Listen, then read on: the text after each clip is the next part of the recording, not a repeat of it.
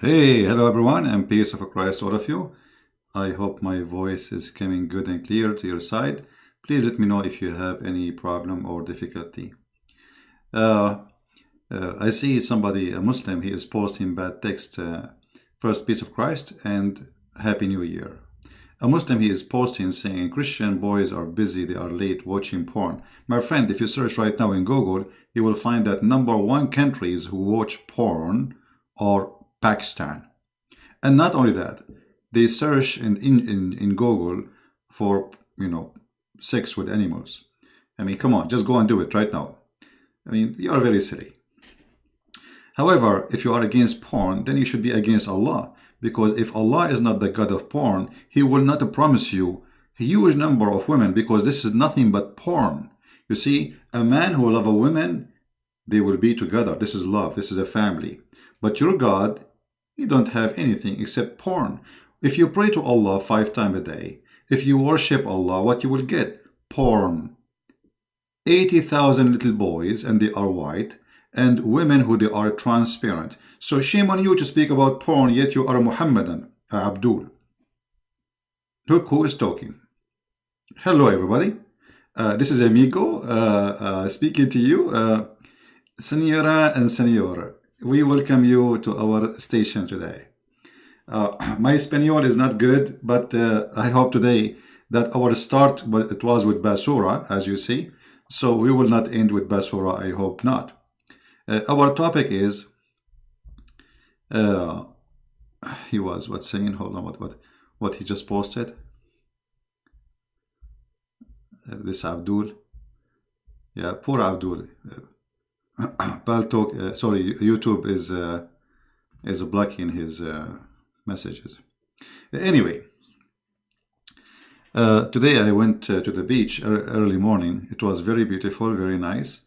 But sadly, I don't have a bait with me. I forgot to buy a bait for fishing, and all the stores are closed. You know, it's a new year and early morning.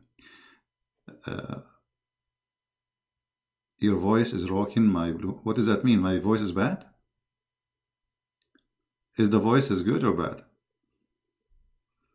Hello, it's me you're looking for. How is my voice going through? Well, I don't know. Somebody's saying your voice is, what? Is it too loud? Is it too bad? Tell me, please. All right.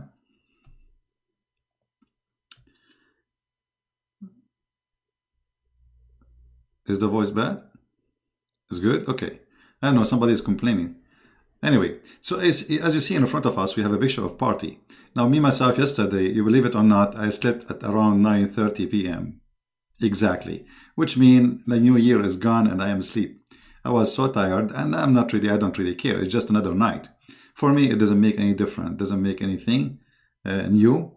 Every day is a new day in our life. And there's nothing called really new year. However, the 2020, it is 2020. Sound interesting. This number will never be repeated again.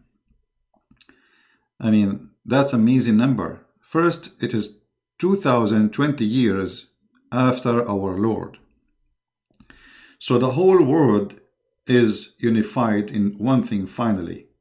That our date, our salary, our birth, our death, our celebration, our events is dated by the Messiah and by His glory.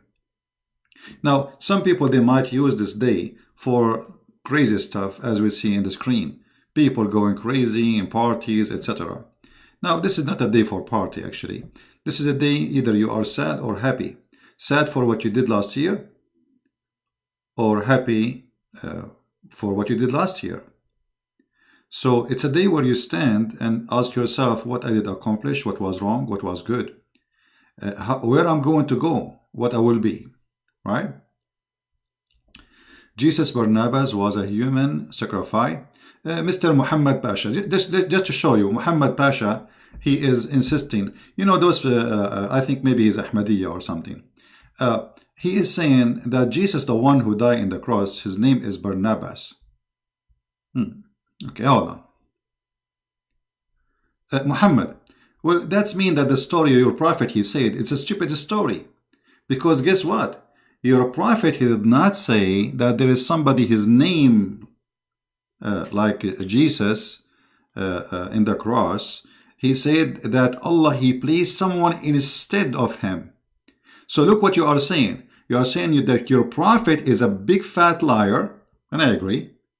And you are the one who is getting your prophet busted. Thank you very much.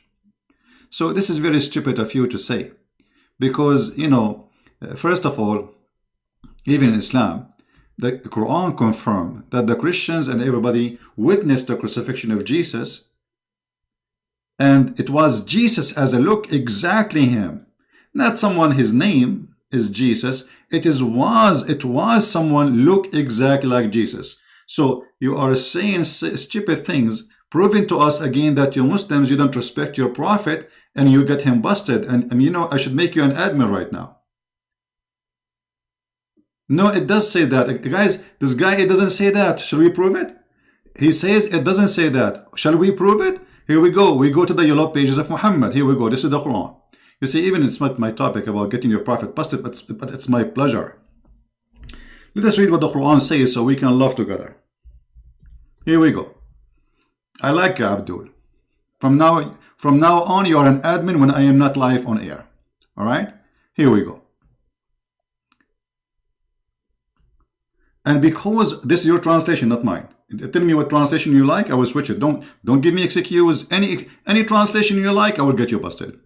And it is because of their saying in boast, we killed the Messiah Isa, Jesus, son of Maryam. But they killed him not, nor sacrificed him, but resemblance of Isa, Jesus, was but another man there. You see how stupid you are? Come to daddy, come to daddy. You know what? If the city allowed me to grow some of you, like you, in my backyard, I will grow. But they don't allow me. They said no chicken. And this is the problem. And you are the kind of a chicken who his voice is not a voice of a rooster, and you don't lay eggs, you lay fart. So look what you did. You just farted at your Quran, and you made fun of your prophet and your Quran because you are a copy-paste Abdul. Somebody says that to you, and that you are coming to us to say to us that. And now you are, what a bracket? I don't care for a bracket. Okay, give me a translation you accept. Guys, he said the bracket. There is a bracket. Okay, give me the translation you accept. This is the problem, the brackets now. Okay, give me a translation you accept. Which translation you accept? Suddenly now he will say, I don't accept any translation. I don't care. Here we go. I speak it in we can read it in Arabic. So you are a potato and you've been fried without even oil. وقولهم إنا قتلنا المسيح عيسى بن مريم رسول الله وما قتلوه وما صلبوه ولكن شبه لهم وإن الذين اختلفوا فيه لفي شك منه ما لهم به من علم إلا اتباع الظن وما قتلوه يقينا. We can go and read the interpretation. Everybody will see any interpretation, any Islamic interpretation, they will laugh at you. So my friend, next time before you enter to the chat of a Christian prince, don't forget to bend over to get spanking. Jesus Barnabas means Jesus, son of the Father. Okay. You remind me of somebody told us about Elijah before. So anyway, my friend, even according to your stupid religion, Jesus right now in heaven. Let us go with you. You know what? Jesus wasn't crucified. But isn't it this will make Jesus more accepted to be God? Because look at this. Somebody yesterday, he posted in the chat or in the comment says, how God die, man? Okay, he's saying if Jesus is God, then he should not die. But according to Islam, this means Jesus must be God because Jesus never died in Islam. And this is how silly the stupid religion of the Muhammadan. Because they are trying to say Jesus is not God because if he is God, he shall not die because God didn't die. But in Islam, Jesus did not die. So who is the fool here? Secondly, my friend, in Christianity, when we say Jesus died, it doesn't mean that God died. What we are saying that the flesh, because Jesus says, before Abraham I am, which means his existence have nothing to do with his birth. His existence have nothing to do with the flesh he came with. His existence is way long before. So what died? It was the flesh of Jesus, which he was born with, but God never died. So my friend, The boy is your prophet who is at the age of 54. He was dating someone at the age of 6 years old. That is the boy. The boy is somebody, he challenged people to debate, but you don't dare even to debate. All of you are a bunch of boys, actually girls. And Muhammad was my Barbie. Now, we go back to our topic. This Abdul, he is just a, he got what he deserved, and now he's getting upset, and he started calling names because he don't know what to say. I am not in the Hebrew Greek. My friend, just go. Next time you want to say something, call me. Call me in Skype, and so I let everybody laugh at you. Go. Take a break. Take a hike. I just block you. I don't have time for stupid. You see, look how coward you are. I said to you, what translation you accept? You did not give me a translation you accept, because all translation will get you busted. I said, what interpretation you accept? You did not give me any interpretation you accept, because all interpretation will get you busted. All stories, all the books in Islam, they will get you busted, because you are a potato. You are here just to make a comment and hit and run. But the hit, it doesn't work in Christian Prince place. It bounces back, my friend. So try to hit. All the Muslims who try to hit here, it's going to be bounced back to them. And this is exactly what happened. Now, we go back to our topic about the New Year. Happy New Year, Happy New Year. I don't know, is my voice is coming good? I think my voice is not good. I don't know. I think I need to change my diet. I need to eat halal food. Okay. So what I wanted to say with you today, or speak to you about, life is a continued journey. It's not a day, it's not a night, it's not even a second. It is all of those. Every second is your day. And every second goes, will never come back. And when we say a new year, I mean, what we are expecting, are getting older. I don't know, girls, I don't think girls, they will be happy with the new year thing. Okay, girls, how many here, they are over the age of 21? Nobody. All of them, they are 17. Okay, including my mom. All right. So what we want really from the new year, check out Farid. My friend, this Farid is a boy. Let him, if he is a man, let him call me. The same as, just don't spam. The same as Mimi Hijab, he promised everybody to debate me, but he did not debate. Coward, like he's a prophet. Where are you? How come you can destroy my career without talking to me? Even this Mimi, Lulu, Susu, Boo Boy, mute him, hang up on him, mute him. And he changed the topic every 2 seconds, because he's a coward, he's a potato. And the rest of you is the same. So don't count for me names. If there is one of you is a man enough, my Skype is always open. We receive calls and nobody dare to call. Right? Okay. Come back with the... So, in the new year, it should be just every day in the morning. We wake up and we ask ourselves what we did in the last year. What was our success? What we accomplished? Or did we lose a year? Or did we win? Was last year equal to 10 years in our life? Or it was just a silly, stupid thing we accomplished nothing? So the year should be, or the new year, should be a day where you stand with yourself and you do little study and correction for everything you do, if there is something you need to correct. And for sure, all of us will need things to correct. I mean, we are not angels, we are not God, we are a human, we make mistakes. So each one of us, including me, we have things we wish we did not do, or things we did not want to do, or things we wanted to do and we could not able to do. So if there is something we wanted to do, we want to check out why we could not do it and how we can fix that, maybe if this is still a target for us in this coming year. If there's something we did in the past and we don't like, then we should ask ourselves, okay, how we can avoid having such a thing to be done again. And that goes for everybody, no exception. No exception. So New Year should not be a party where people like shout and dance and blah, blah, blah, blah. Okay, be happy is good. We are Christian. Christians should be happy. This is why you see the Muhammadan, they never have happiness. Even when they have a holiday, their happiness is in eating kabsa, you know, rice and meat. And that's it. This is the happiness. Big belly. Yeah, we fast Ramadan, and Ramadan supposedly is the month of fasting, but we eat more in Ramadan and we gain more weight. And the food price will go skyrocketing. Why? Because you are eating more. So we don't do that.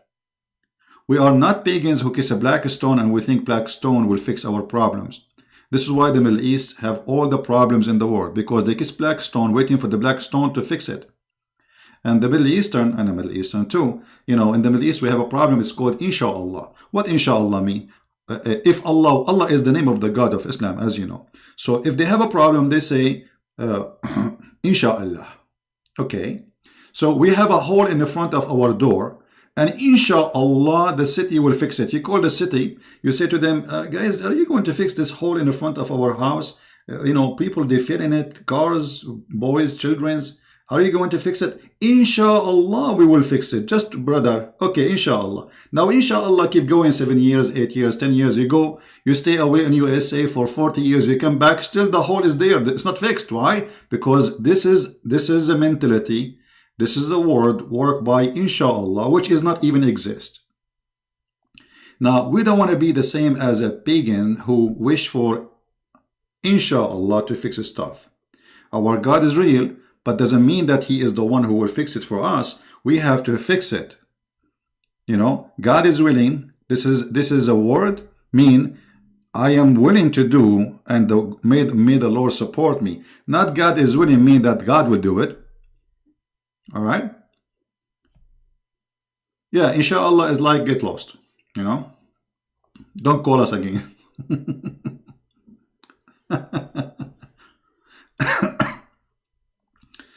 By the way, I heard the news that today in the morning, the Ahmadiyya, 1,500 from the youth of Ahmadiyya cleaning London. You know, Ahmadiyya, they are very good in showing off. Like they are the one who will clean the city. Look how good citizen they are. I mean, if you are clean that much and you are so good, what about the biggest city of Ahmadiyya in Pakistan, which is really dirty?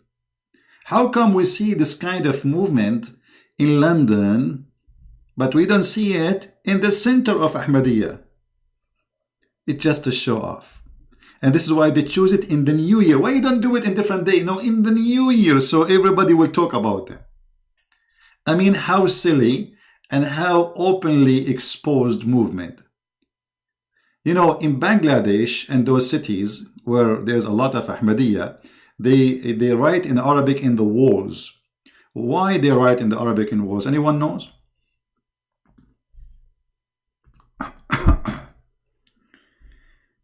Anyone knows?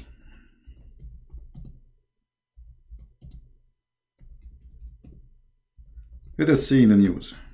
Give me a second.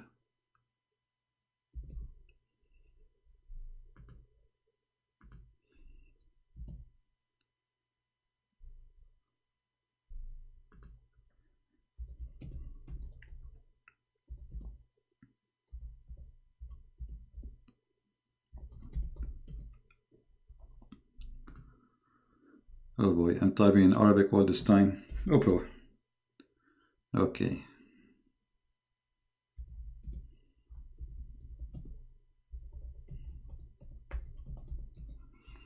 Just to show you, you know, how those countries work, you know. This is how they clean their streets.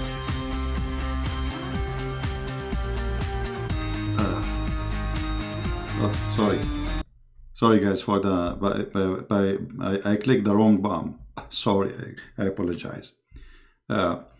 This is how they stop people from urinating in the walls. They urinate in the street there. Not only garbage is all over.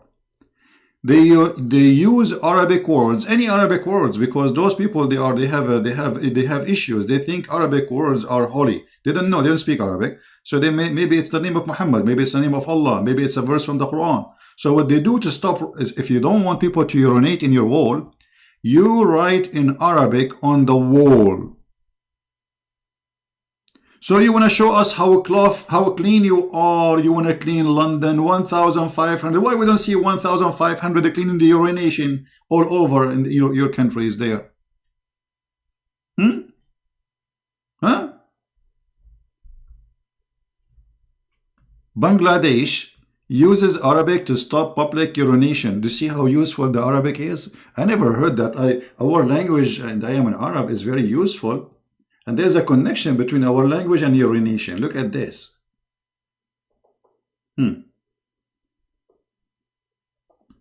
So they love to show off. They love to show that they are the best and they are the quality. But is that true? Absolutely not true.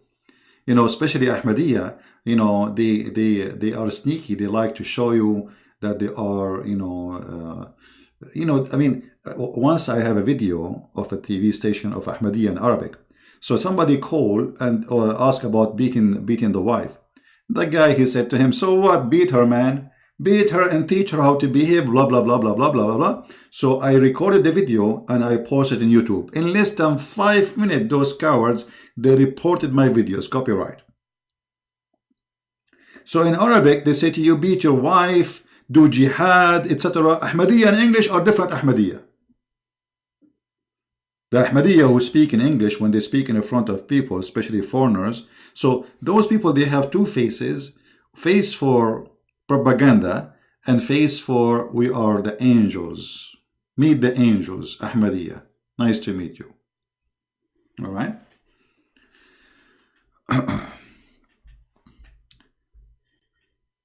All right. So we go back. I wanna review some news. To see, I gave you my insight about, what we should do in this start for the new year. Me myself, I'm doing a lot of things. I wish I can share with you, but my grandma, she did not allow me, so I cannot do it. For that reason. But I'm doing a lot of things actually. I'm doing some change too in the way I accomplish things, the way I do things, and I hope this coming year will be better for me. I'm planning for more activities and more accomplishment, but you have to think in advance. You have to work for it. Nothing is easy. Life is hard, but it's full of joy. Actually, hard life have more joy than easy life. Easy life is easy go. I mean, when you get things easy, you don't feel their, let us say, the taste of it. You don't feel like it's something special. It's because it was so easy. It's like somebody, if you think about it this way, when there is a poor person, very poor, and then he accomplished something, and this something for him is so proud of it, like what he got. He got, let us say, he bought a TV, but maybe it's a small, but he is so happy, and this is the most important. It's about how much you can be happy for accomplishment you did, because if you accomplish and you own millions, and then you are not happy, the poor guy with the TV is better than you. At least at this moment. So we have to search for happiness, and happiness come with hard work in a better way. Because hard work will make you a better person, will make you more solid, will make you more strong, and will make you more resistance to all kind of bad things happen around us. Easy things. This is why, like you say, a spoiled child. What spoiled child mean? He grew up in a family, they are wealthy usually. Or maybe he's not even wealthy, but his family, they spoiled him. Whatever he asked for, they tried their best to give him. This boy, he have no future. They have no future. You are destroying him actually. This is why the word spoiled mean damaged. So a spoiled person is a damaged person. A person who do not know how to wake up in the morning so he can go to work, he's a damaged person. A person who don't feel responsibility to his family, his children, he's a damaged person. A person, he is running away from all kind of responsibility. Today I was in the road and I saw somebody I mean, he's stronger than me. I can carry a fridge alone. Maybe he can carry two fridge. And then he is holding a piece of paper, please food. I mean, how in the world this is work? You are a man, you are powerful, you are strong, you are not even old. And how shame it is to stand in the corner of the road asking for somebody to give you a penny to buy a sandwich. What about you go and work? I mean, they are hiring everywhere. Like, it's crazy. So why? Because he's a lazy. He don't mind to live under the bridge. He don't mind if you don't take a shower for a month or two, or maybe a year. But for him, what he cares for is having some beer and maybe some drugs. Right? So it is a lifestyle you choose. Either you want to be a lazy person, lose respect from yourself, and live like hippies, who have no future, have no life. Time will come and you will be old and you don't even have anything. I mean, who's going to look for you, actually? A person like this. Because if you are a person like that, that's mean if you even have a children, you will not be able to take care for them. So your children will hate you. They will say, when we were kids, what you were doing drugs. When we needed you most, you did not even care for us. You could not help us. So when you are old, why do you want to care for you? So we have to accomplish something, and the most accomplishment we do for ourselves is to be firm, to be solid, and to be strong, and to make decisions. And those decisions, first, I will not be lazy. I will not be independent in somebody else. I want to be dependent on myself and my faith. And faith here is very important, because a person who have no faith, he have no hope. And he have, he don't think even he will accomplish anything, because you don't have faith of it. You see, when first time you learn how to drive a bicycle, you will be terrified, scared. You will fall down. Why? Because you don't have faith. Otherwise, it's very easy. I mean, it's just driving a bicycle is so easy. But because you don't have faith that you can make it, you are terrified. But then, the more you practice it, the more you see that it's easy. And then you trust yourself. And the trust will make you accomplish confidence. And then you never even think how to drive a bicycle after that. You don't even think how you drive your car after that. First day, you are so nervous driving the car. You are holding the steering as if you are going to eat it. But because you don't have a trust. So having a trust is extremely important. And the trust is something we earn. Yourself, you don't trust yourself unless you earn it. You believe it? Usually, we say, somebody cannot trust me unless he try me first, right? This is exactly happening to yourself. You yourself, you don't trust yourself unless you try yourself. And I will make it simple for you. If you are a person who did something and that thing wasn't successful, then you did something else and it wasn't successful. Then you did something after that. Third time, fourth time, it was not successful. And then after that, you will lose a trust in yourself.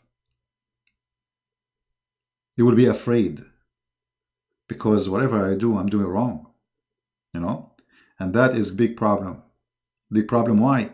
Because I just destroyed my future. My past became my future. So I did not do good in the past. So I decide, because I lost trust and confidence on myself, to lose trust on myself in the future. And that means my life is over. What I will be able to do? Nothing. So you should not give up. Don't be a quitter. If you fail, it's okay. I mean, who said that you will succeed? You see, if you don't fail, you will never succeed. Success is based on failure. All those famous scientists, they did not become scientists in a day. They have hundreds of thousands of experiments. All of them they fail, one succeed, and they made them famous. You know what I mean? So for me as a Christian, I should have always confidence because simply I'm not by myself. You know, when the Muhammadan, as an example, like when a Muslim, he said how God he died, and we said to him clearly that God never died, that the flesh of Jesus, but God is always alive. This is why Jesus, he said, every two of you mention my name, I will be between you. So Jesus, when he said that, he is confirming to us that those who believe in me, they are not alone. You are not alone, my friend. And you know what? Always the Lord, if you are, especially when you are a person with good heart, he will send you good people around you. You meet bad ones, ugly ones. Like actually today I was walking in the store to buy something, and I push in my cart, and then there is an old lady, and she said to me, "Are you blind?" But I did not touch her. I did not, you know, she's just like confused where to go, right or left. She's far away from me, but she's an old woman. What, I will shout at her? I will say, "What's wrong with you?" No, I said to her, "Happy New Year." You know, she is old, obviously, and you know, you have to observe the you know, like she's, I'm sure she's a good person. I don't think she's a bad person, but she is, you know, when we get older in that age, in certain age, we act like kids, you know. So are you blind? I'm far away from her. I'm not even like maybe 20 foot far away from her. So the Lord always, you know, teach you and guide you what is best for you. This woman, maybe today she said something bad to me, and then after she said to me, "Are you blind?" I said to her, "Happy New Year, ma'am." She looked at me and she said, "Sorry," you know. So she started being bad and waiting for me to be bad too, and then we will fight maybe and shout at each other. For sure, we will not fight physically, especially she's a very old woman. That will not be good. So, but being kind and being gentle with her, she felt that she was really not right. I mean, she was stupid, you know. I don't want to use the word stupid, but it was stupid of her to shout at me for nothing. I did nothing to her. So sometimes we act like this. Somebody did something, nothing to us. You know, it's like I'm coming from the other side, you have your cart in your hand, like go right or left, she get confused which way to go. I move right, she move right, I move left, she move left. So, okay, not a big deal. So sometimes we as a human being, we don't know what to do, where to go, right or left. And we go right and the way is blocked. And we go left as the way is blocked. Don't give up. It's okay. It's easy. You know, you will find a way. The way will open. So we need always to be, you know, let us say, it's like somebody wearing dark sunglasses in the dark room. I mean, how you want to see? You don't see anything. You are wearing dark glasses in the wrong timing. So what happened to us always, or sometime, depending on the person, we don't see farther than our finger. You know, when I see a person being upset from me for nothing, and I need to think about it. Okay, if I ask, if I get rude now and I answer, I say, "Hey, I did not do anything wrong with you." Okay, what this will accomplish? I mean, where we will go, and what is next? She will scream at me. So, and those things, I'm not talking about this incident, by the way. I'm just talking about things happen in your life, and you have to be patient. You have to control yourself. Learn how to control yourself. Learn how to control your failure, you know, so you can earn success. Every day, you will face something, sometimes something silly, something stupid, or something really very tough. But sometimes we can make from something silly something very tough on ourselves. So you need to learn how to enjoy your day so you can have Happy New Year every day. I don't want to use the word take it easy. I want to use the word be patient. Everything in life is about patience. Everything. You see, your mother, she carried you for 9 months. 9 months. I mean, this is a lot of patience. And then she gave birth to you with a lot of pain and patience. But look, your mother, she wanted to have you before even you exist. So she is willing to give from her time and her patience and her even suffering to have you. And then having you is a beautiful gift she cannot regret. So let us say life is like this. You are carrying a baby, you know, for sure, I'm not saying that if you are a man, you are carrying a baby, but it's like a woman, she is carrying a baby, and this baby is going to cause a lot of trouble. Pain, delivery room, 9 months of carrying, she cannot move around, she is worried, she cannot do sports, she cannot walk. I mean, there's a lot of things, she go to the doctor, you know, a lot of worry, a lot of things happening in her body too, even your body change. All of this because she want to have a child. So what make this woman able to handle all of this? Nothing except love.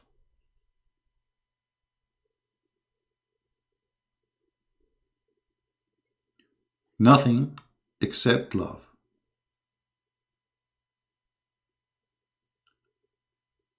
If you love what you do, you enjoy it. It doesn't matter how hard it is.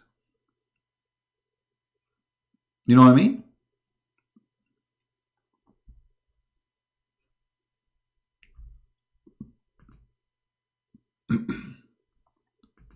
You love it. So whatever you do, you will enjoy it.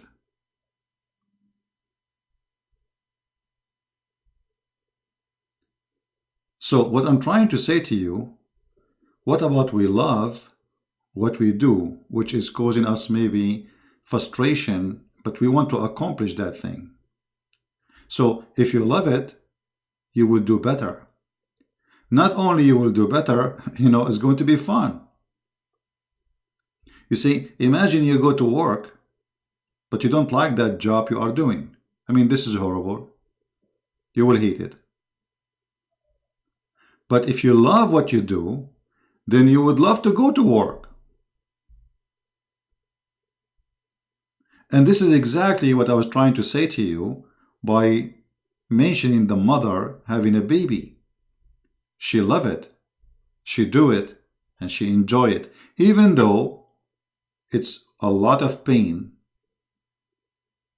a lot of suffering, and a lot of responsibility.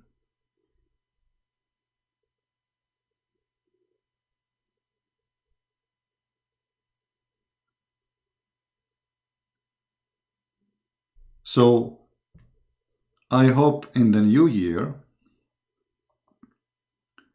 we will try to be happy people, and the happiness is something we can draw. Now, for sure, like, I mean, things can happen which is not happy. Somebody lose a relative, a child, parents, a sister, a brother. You know, life is full of death and birth and etc. But my friend, those things, we should accept them as normal things of our life. They should not really stop life from going. Me, myself, you, everybody here, we will die one day. It's just a matter of time. So this should not be really a reason to be sad or to be, I mean, like to take you down, because you know where you're coming from and you know where you're going. So where is the surprise? Right? And for you as a Christian, if you're really a believer, then you will not be worried about where you will end. Because at the end of the day, Jesus, he said, Whoever die and believe in me, he will live. So your death is your life. Your death is just another life. My friend, all of us, we will lose families. Who said nobody will lose family? And there's many ways to lose families. There's many ways to lose families. You know, I will give you an example. I will not say it is me, but imagine yourself, you immigrate from the end of the world and you find yourself in a strange country. So guess what happened? Over one day, you lost all the family, not one. Not only all the family, all the memory, all the friends, everything.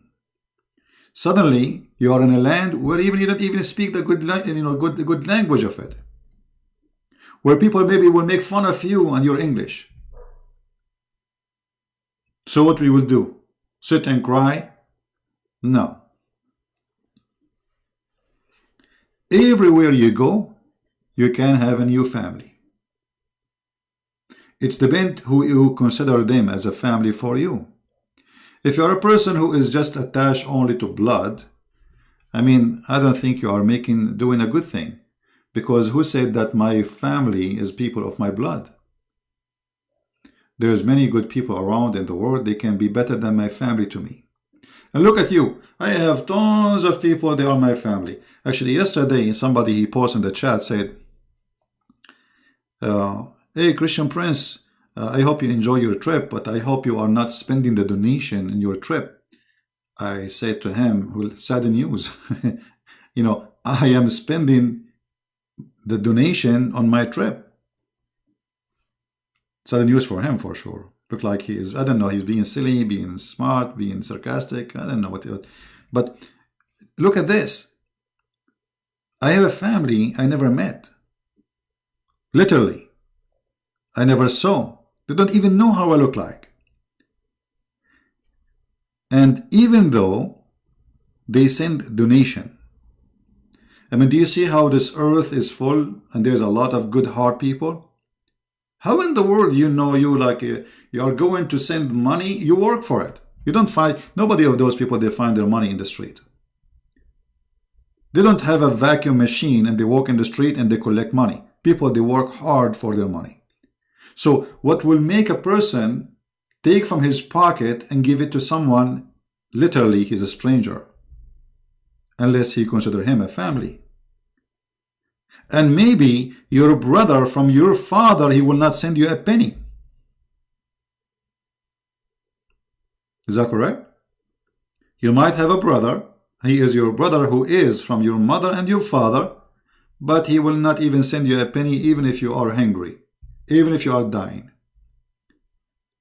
So family, my friend, is bigger than just, mom and dad and a brother and sister. We are family. We are. And you can have a new family everywhere. You see, when Adam committed sin and he was cast out of heaven with Eve, the reason Adam and Eve, they've been given the opportunity, and I say opportunity, to give birth, is to live. To make it simple, you see, we are recreated again. There was Adam, and now is me. And me is Adam. So God is all loving and all merciful. Yes, he cast him out of heaven, and now he is not going to live forever as he was going to live in the heaven. But look, he replaced him with something. He allowed him, and he gave him opportunity and a creation that him and the female together, they can reproduce. It's like replacing your death with extended lifetime. I mean, this will keep going until judgment day. People giving birth. So it is just like we died, but we are alive.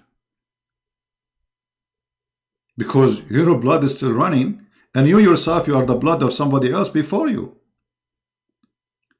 So life is a journey, and the journey did not stop with your death.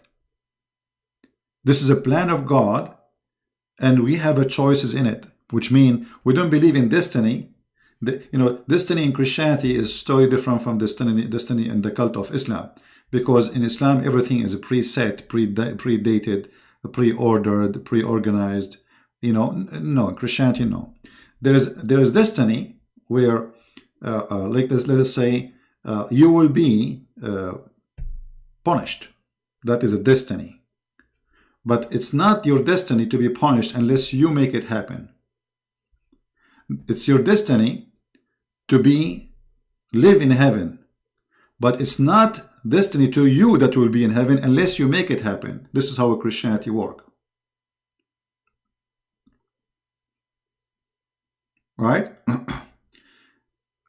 Yeah, thank you very much. I will spend it in my trip. Actually, today, I took a video.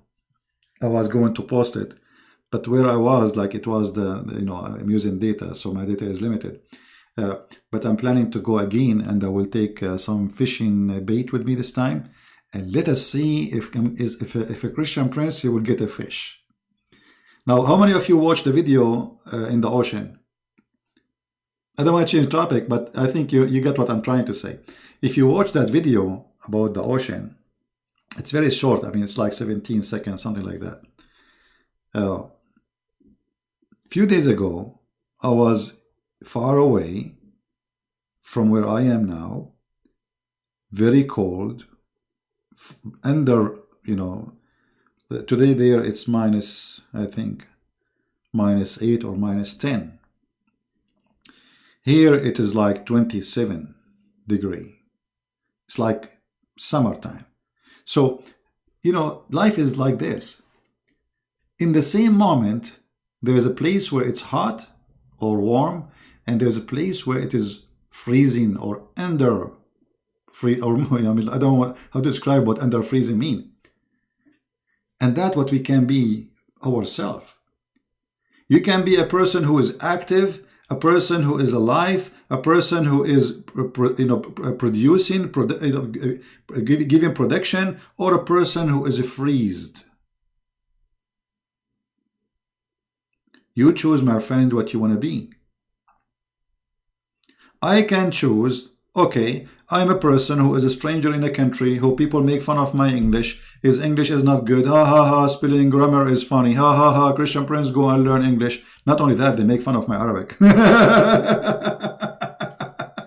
So either I say, okay, I'm afraid to myself, I will be afraid to speak, because if I speak, I will make mistakes. And if I make mistakes, people will laugh at me. And if people laugh at me, I will be ashamed. No, my friend. I will speak, and I will make mistakes, and I will not be ashamed. I will be proud, actually, because I speak many languages. Number two, if my language is bad and I did what I did, what if my language is good? So either you see life in a negative way, or you see it in a positive way. For me, I see it as something very positive. You know what I mean?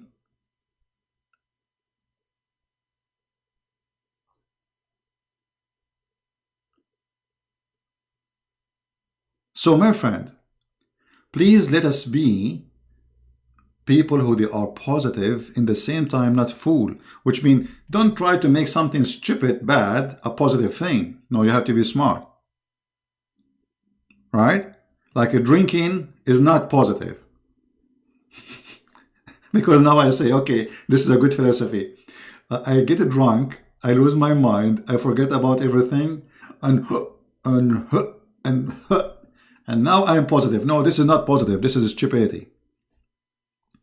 Positive is to look at things which look negative and see what is good in it. What is good in it for me?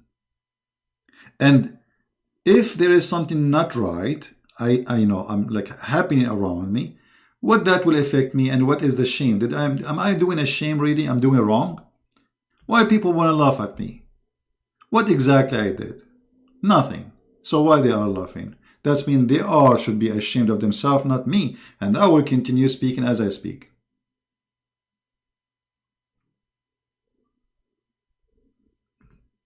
You know what I mean? Happy New Year, my friend. Meps, thank you. And we have an Animish. You see, even I don't know how to read the names. In the same way, the Lord commanded that those who proclaimed the gospel should get their living by the gospel.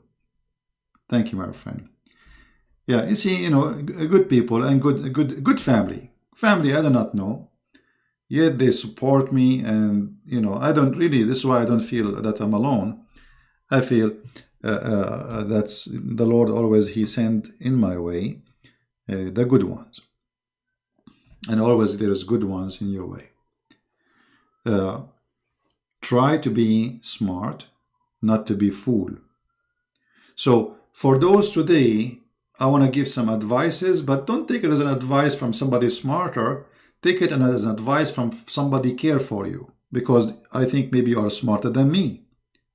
But I think smoking is bad, and I think drinking is bad. You can drink like once a while, a little tiny drink, just to taste it, enjoy it. You see, drinking alcohol is not meant to drink, no. You taste it, you put it in your mouth, you taste it slowly. So a little cup should spend the whole night, and you can enjoy it the same way. Actually, you can enjoy it more than drinking fast, because if you drink fast, you will get drunk, and then you don't feel anything. You see, in the old days, if you remember when Mary, the mother of our Lord, she asked the Messiah for the miracle of the wine, if you remember. In the wedding, when the wedding starts, they serve the most expensive wine in the beginning. Anyone knows why? Why they serve the expensive wine in the beginning? Because at that time, everybody is awake. They knew what they are drinking. But after an hour or so, all wine is the same, the bad or the good. Right? So if you are a person who want to drink and you like to drink, drinking can be good, by the way. Who said it's bad?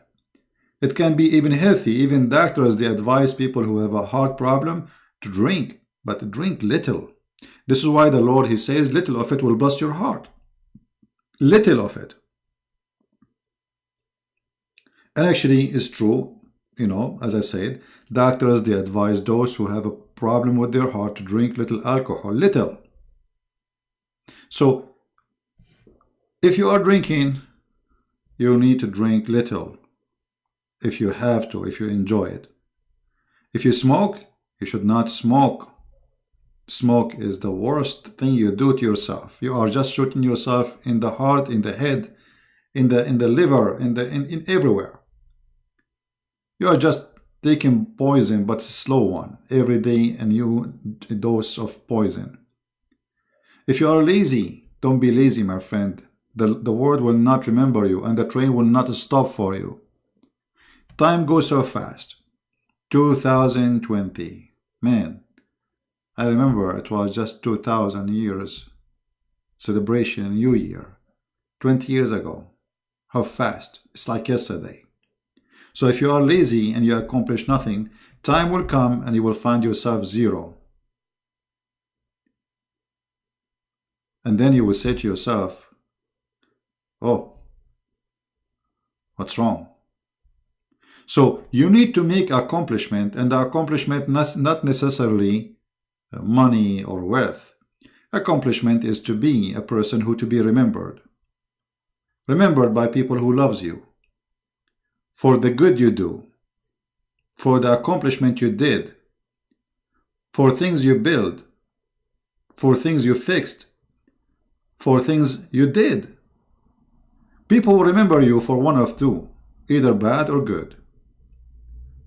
And this is exactly what accomplishment I'm talking about.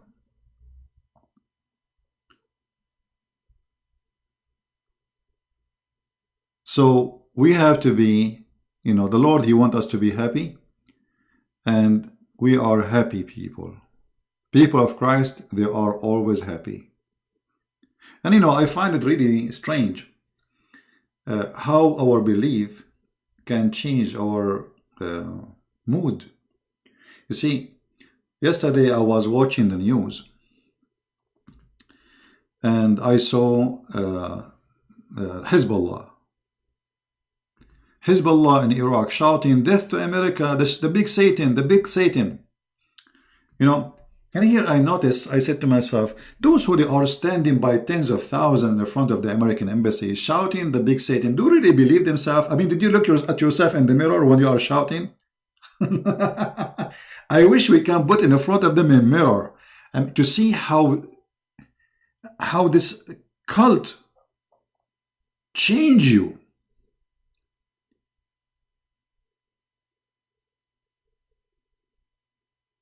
Imagine there's nations, they shout in the morning before they don't even say good morning. They say, "Death to America, death to Israel." This is their good morning. So what you expect after that for the dinner? What you expect for after that for the lunch? So the lifestyle change, the mood, the happiness. Islam make you angry. Not only angry, make you look at this. If we go right now, search news in the last 24 hours. Erdogan win a lunch war against the Libya, Haftar. Egypt threatened Erdogan. Erdogan want to build an empire.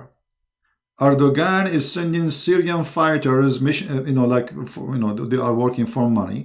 He is sending Al-Qaeda. I mean, the Islam cannot live in peace with neighbors. It doesn't matter if they are Christians or Muslims.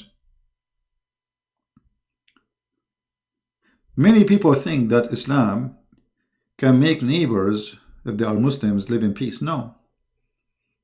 Okay, go and find me one Muslim neighbor live peacefully with his neighbor. I'm talking about countries now. You will not find any. Saudi Arabia against Qatar. Saudi Arabia in war in Yemen. Yemen is war with Emirat, Bahrain, Qatar, and Saudi Arabia. Syria is in war with, everybody. You name it. For all the Muslim fighters coming from everywhere, even from Chechnya. Turkey, don't even count.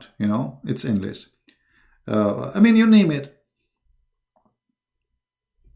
Where you can find, you go to Africa, attacking a church, attacking parties, attacking a mosque. Even a mosque, they attack a mosque, not only a church. This religion is nothing but madness.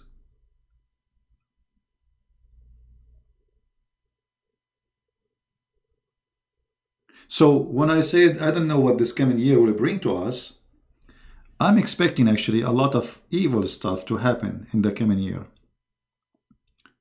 Because you see, I don't know how to explain that to you. Imagine you are in a boat, okay, and there is some leak in the boat,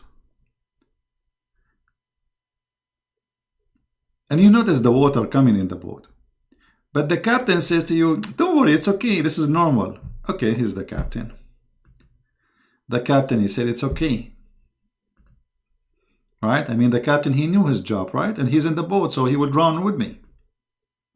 This is exactly what's happening in the world today.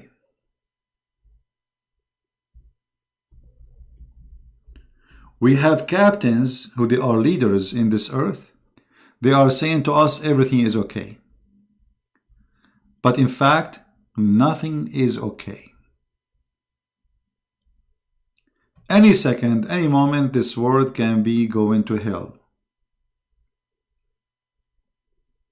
Nukes, terrorist attack, dirty bombs. So we don't know what this coming year will bring.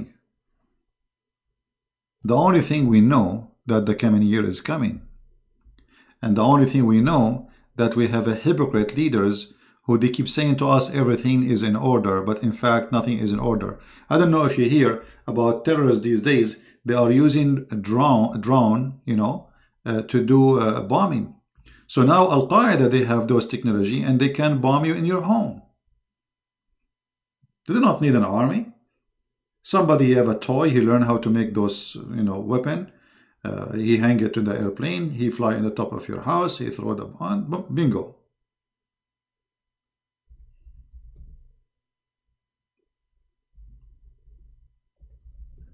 So things is getting more complicated.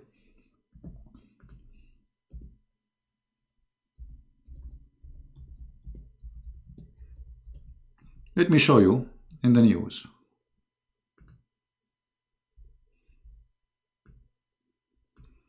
And I'm expecting, actually, you see, I just searched for it. I don't know, this is, okay. We created drones and they are nice toys. You can make nice movies, videos, very beautiful. But those drones now is in the hand of terrorists. And they can send them far away. I don't know if you saw how the Al-Houthi, who is a terrorist group in Yemen, they send a drone all the way to Saudi Arabia and they bomb the oil facility. This is hundreds of miles away. So things is getting bad, more bad, because now security will not be stopped in the airport and not in the highway. And most of countries, they are not advanced to take down those drones. Maybe actually 95% in the world, nobody can stop those drones. They are too small to catch even by radar. There's no radar can capture them unless, the Russian radar, as I know. So things is getting more ugly, and I'm expecting in the coming year that things will happen, very bad things will happen by those terrorists. Because those terrorists, by the help of our leaders, they are spreading all over. You see, look how stupid, the Western leaders. We have terrorists in Syria, and they are taking them back to Europe.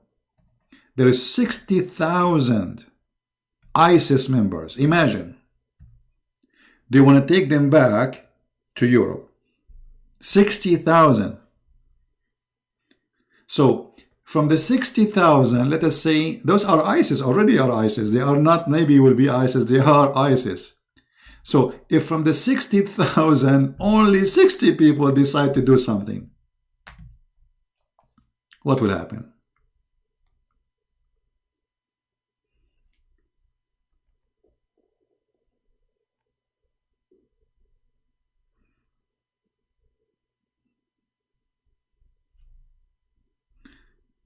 I hope and I pray that things will not go wrong. But as I see, we are supplying those terrorists. We ourselves, we are supplying them with the technology. And now technology in the hand of terrorists is extremely, extremely dangerous. So I believe security will go less. Terrorist attack will increase.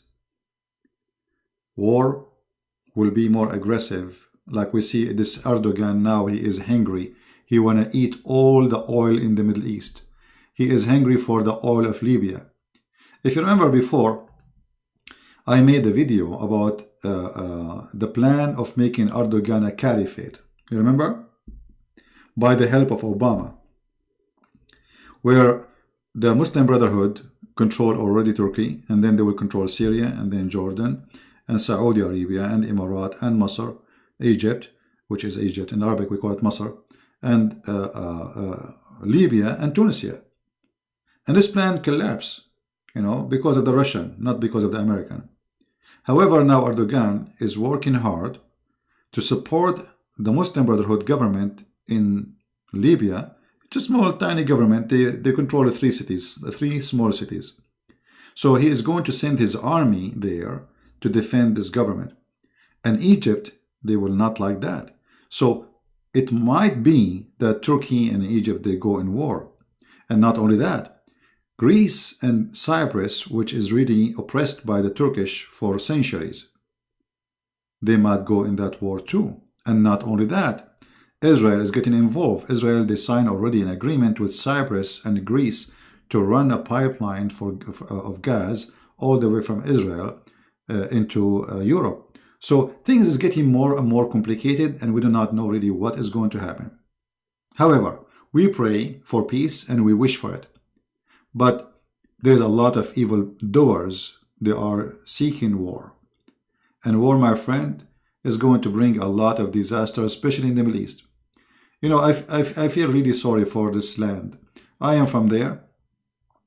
And I mean, it's really, really disgusting. I wish we will have a peace even for a year in our life. I mean, for centuries, since the time of Islam came to the Middle East, we never have peace. Not even one day. Never happened. Never.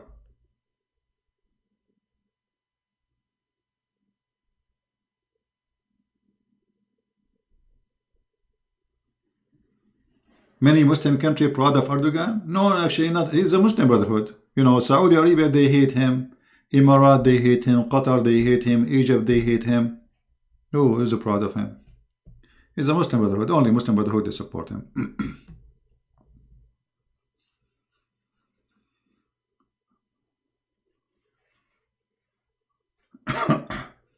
Coconut oil. Yeah, actually, for me, if you ask me, by the way, Erdogan is the best thing happened. You know, do you remember a moment ago we were talking about thinking in a positive thing, about negative things? Okay, Erdogan is 100% negative person. He is a very evil person. He's sneaky. He's using Europe. He's using refugee to collect the money. You pay me for refugee. I cannot hold them. If you don't give me money, I will unleash them to come to Europe. So he's a very evil man. He plays games. He's not trustworthy. But those people, they never accomplish anything. For a very simple reason. Even those who they are called their friends, they knew they are not trustworthy. So nobody trusts him. And he don't trust any. So he is not trustworthy, and untrustworthy, nobody will let him do something successful. Secondly, if Erdogan was not or did not become a president, the stupid European government, they will have Turkey as part of European Union long time ago. But having Erdogan becoming a president, that stopped the Turkish from joining the European Union. And that will be a big, big problem for the European really if Turkey was able to join. So I'm very thankful that Europeans finally they saw that Turkey is not secular as they think. You see, they were trying to accept Turkey to join European Union because they were convinced after 30 years of being secular that those are secular. They are Muslims. Forget about Islam. It's gone. No. And then now we have Erdogan. And Erdogan start talking about Muslim taking over Europe. He's saying that in public. He's talking about like having more babies so we can take over Europe. He called his army the army of the Muhammadan. Mimi Hijab, this is the last time you will post in my chat. You know, you are being silly and you are being stupid now. Don't come here again. So, he is an evil man, but this evil man, I say he saved Europe. Because Europe do not need more collapsing. Europe is like an old lady who is having a lot of problems and she lost her mind. They opened the borders, they opened etc. And then, you know, things is going out of order. So imagine if Turkey joined European Union. This is 100 million Muhammadan entering into European Union over one day. So I say that the best thing happened to Europe is Erdogan. And Erdogan will cause Turkey to collapse. Just wait, it's just a matter of time. Turkey is in the way of collapse because this guy, he created a lot of enemies and he has zero friends.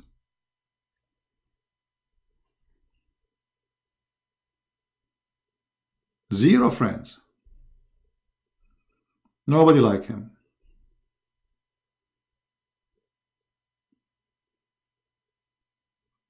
All right? So sometimes a snake can be a good thing because it will wake you up and you will be alarmed.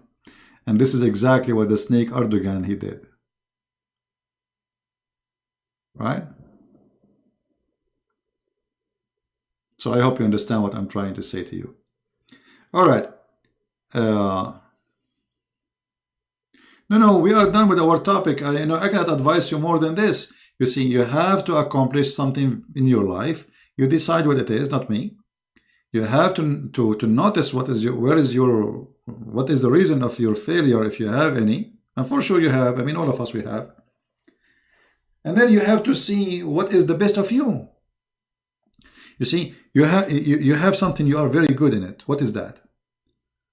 Try to find out what is that. What is the good of you, and try to use it. Like you notice that there is something, maybe when you do, people they like you. What is that? And why people they like me? Maybe it's not a good thing, by the way, because not necessarily people like you because you are doing a good thing. Maybe they want to laugh at you. Maybe because you are being a fool. So we have to accomplish something, and the first thing we accomplish is to examine what we do and how we do it. You know what I mean? In the same time, we have to be patient. The same as the mother, she want to deliver a child, and before she have the child, before even she got the child, before she get married with the man she want to sleep with to have a baby, she made decision she want to have this child. So why she want to do that? Because she love to have a child. So if you are a person who can make your target is the same as that child you want to have, you will be absolutely successful.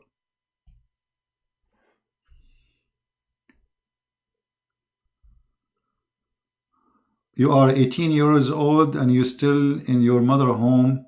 What I should do? Should I search for my own? Well, Karina, I thought you are over 18. I should not make you an admin then. Sorry for that. My friend, nothing wrong with staying with your mother home. Actually, it is even better.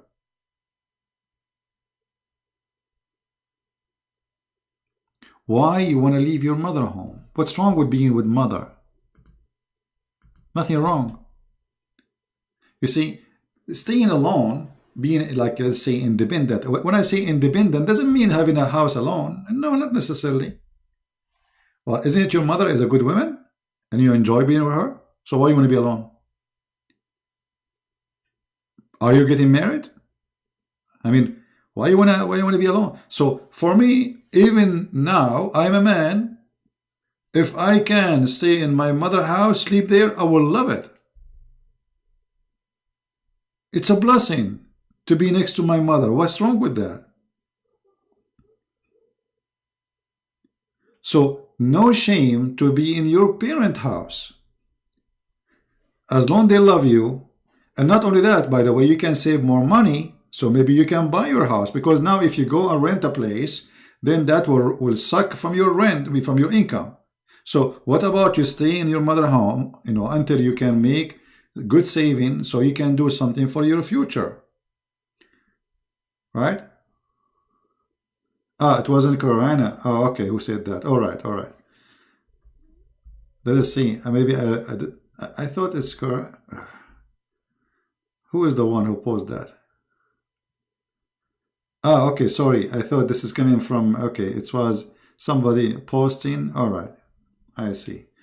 Harlumbus. I don't know how to say your name. I thought it's Carolina.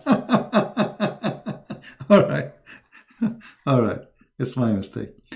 Yeah, my friend, so stay in your mother home, and nothing wrong with that. But don't be dependent on them. Like, don't put the pressure on them unless they can. I mean, if they are poor and you are a man, you can work. Okay, you can work and support your mother too. Don't just be there like a worm. If you are a person who can generate money, support your parents. They give you a home, they give you love, and now you can make money. Well, if they need it, maybe they don't need it. Maybe they will refuse even to take from you because they don't need it. But if they need it, you should support them. All right? But there's nothing wrong to stay with your parents, even if you are a man. If you are a girl, actually, I encourage women to stay with their parents. You know, if you are a lady, I encourage you not to live alone. You see, when you are a lady and you live alone, there's a lot of problems will happen. And maybe we should make a special video about it, because you see,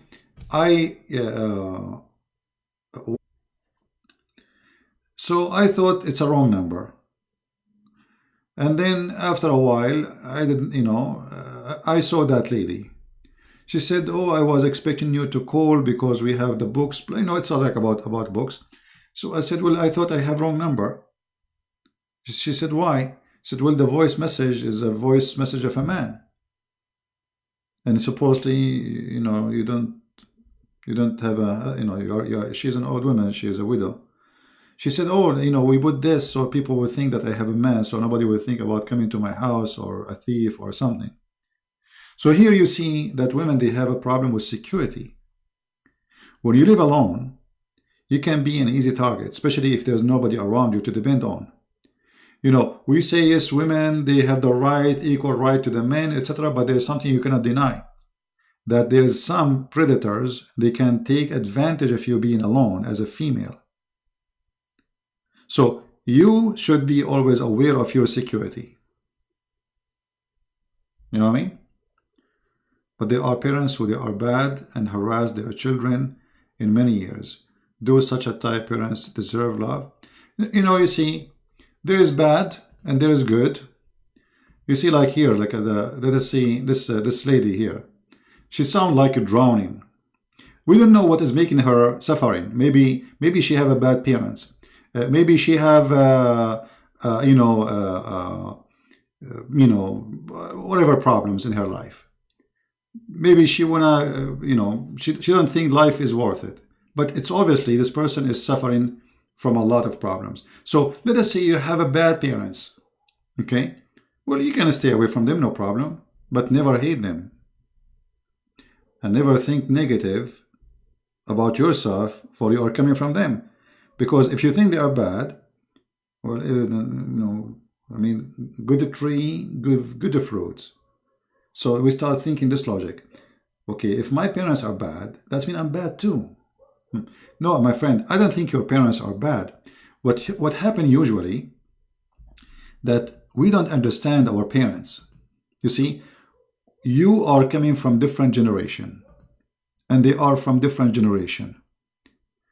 And you are not the first one who think that his parents are bad. And your parents, not the first one, they think that their son is bad. So you think your parents is bad and they think that you are the bad one. Simply because both of you are coming from two different generations and you don't understand each other. This is how I see it mostly. But for sure there's some cases where parents are really bad. Even they are criminals. We heard of parents who they even rape their daughters. So yes, there is parents who they are ugly, disgusting, and they don't even deserve to be parents. But we are speaking, generally speaking, that most of problem between children and their parents is misunderstanding. You see, many parents, and we are talking about the old days mostly, and it's not too different from now actually, except that now, let us say, there is more ideas to adopt. Like before, there's only two ideas, and those ideas, they have to run in the house, like the father and the mother, and then the rest have to obey, right? That can be healthy, but it should not be made by someone, he himself is an idiot.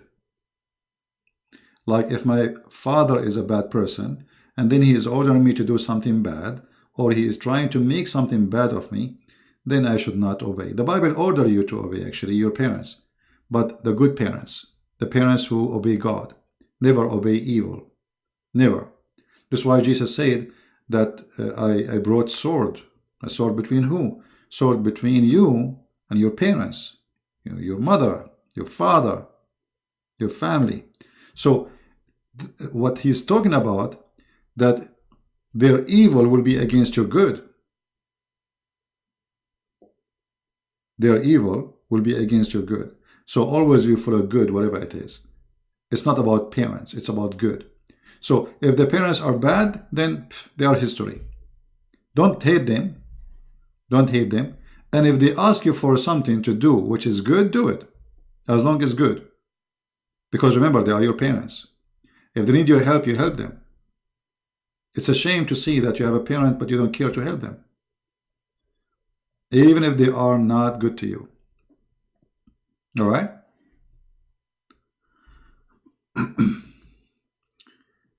Do we have any other question?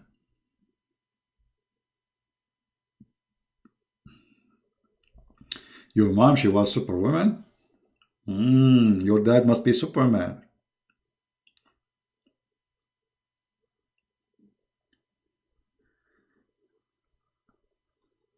To weave a singer? Yeah, to weave a singer, he got Muhammad busted. This idiot, to weave a singer, he got Muhammad busted. Do you remember the video I made for him? He said that the Christians, they have the idea that Mary, she is born, Jesus is born of a virgin from the Greek mythology. And the funny Muslims are calling him and saying to him, God bless you, brother. I mean, look how foolish they are. This guy, he got your prophet busted. Because if this is true, that means Muhammad is a big fat liar and Allah is not exist. Because it is exist in the Quran that Mary, she was a virgin. So to weave a singer is like a snake. He's a businessman. Habibi abghada insastar. In the Torah, there's nothing mentioned about but this guy, he got your prophet busted, and we make him shish kebab long time ago. So if you are proud about him, you should be ashamed, because he said it clearly. He don't dare to say Muhammad is a fraud, but he said that. He's a coward. All right. Is it all right for a man, for that man are sons of God, that men are sons of God, and the spiritual order is, oops, text jump, I lost you. Order is God over Christ, Christ over men, men over women, and women over children. My friend, you see, this order thing, maybe it's misunderstood. What the Bible speaks about is very simple. The Bible says that Christ is the head of the church, and he ordered the man to love the women the same as Christ, he loved the church. So look what happened here. We have the women, she is made equal to the church. Correct? And the man is the head of the church, but that man, he sacrificed himself for the church. So you being in order does not mean you are the king. It means you are the servant. You know what I mean? Guys, you understand? The Messiah, he's our Lord, isn't he? Okay. What the Messiah, he did, he is the Lord of the church. So what he did? He sacrificed himself for the church. So the Bible is so clear that the man is the head of the house. But the woman, she is equal to the church. So the man, he should love the women and even be willing to sacrifice himself for the sake of the church. So the Bible makes the women equal to the church. So you are superior as a servant, not as a master. Do you see how superior you are? So here you think you are the king, but the fact you are the king who have problems now. You are a king to serve. You are not a king to rule. Which means, okay, we give you authority, but the authority is to be servant with love. So the wife, she is your church, and you have to love her, and she love you. She is obedience to you, but by love, not by orders. Do you understand me? Like, if you come right now to my house and you say, hey, CP, I'm thirsty, I will be happy to go to the kitchen and bring you water. My love to serve you made me go. Otherwise, I would say, you go.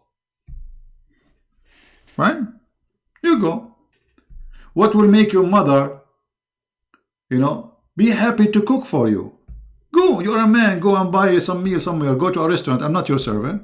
But she will be happy to cook for you. Correct? So there is obedience with love, and there's obedience with slavery. In Christianity, the woman, she is obedient to her husband because she loves him, not because she is being ordered. And the man, he is the master of the house, but he is master to serve with love, which means because he loves his wife, he will serve. Always the real leaders are the servants, not the opposite. This is why when the Messiah wanted to wash the feet of his disciple, they said to him, what are you doing, Lord? He said, if you don't let me do it, you don't belong to me. I don't know you.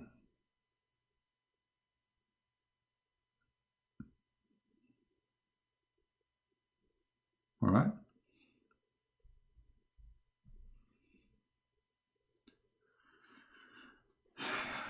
Transgender.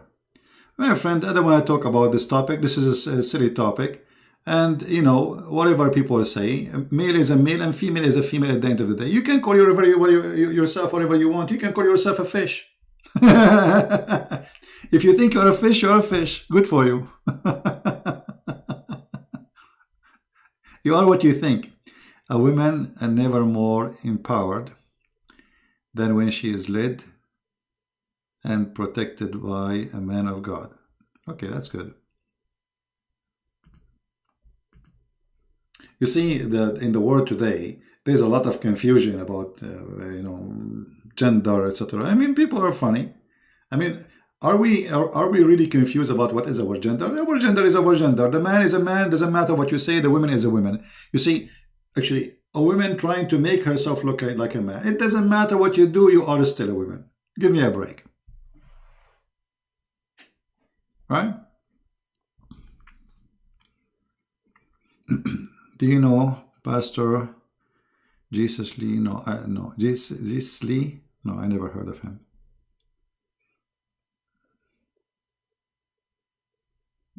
No. I don't really have a vacation. You see, maybe people think I have a vacation. It's not really a vacation. I'm here for work, but because I'm close to the beach, so I'm enjoying it. Like when I have a time to go, I'm like today, this is the first day I go to the beach. I'm here already for 3-4 days. How many days? This is today. It was the first day I was able to go. All right. Next time I go, I will take longer video, and now I have internet. Actually, I can post longer video from the sea. My friend, I cannot judge people what they. I don't know them. How I can judge? I mean, that would be foolish of me. But remember, the Messiah, he said many things about people who even do miracles. Doing miracles in the name of Jesus does not mean that you are a good person, because there is verses in the Bible that speak about people who they are casting demon in the name of the Messiah.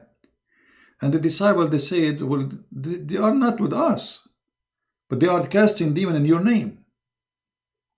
If you remember. So they are casting demon in your name, and they can't do that because it's in his name.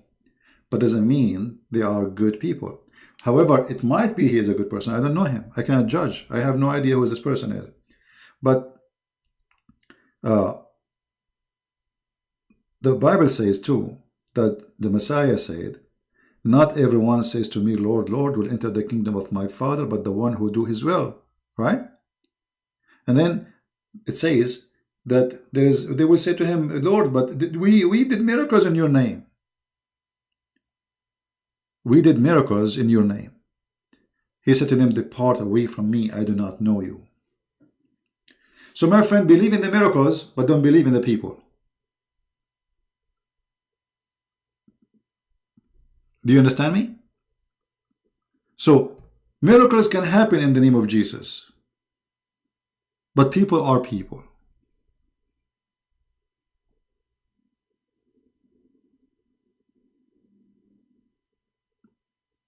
Are we clear?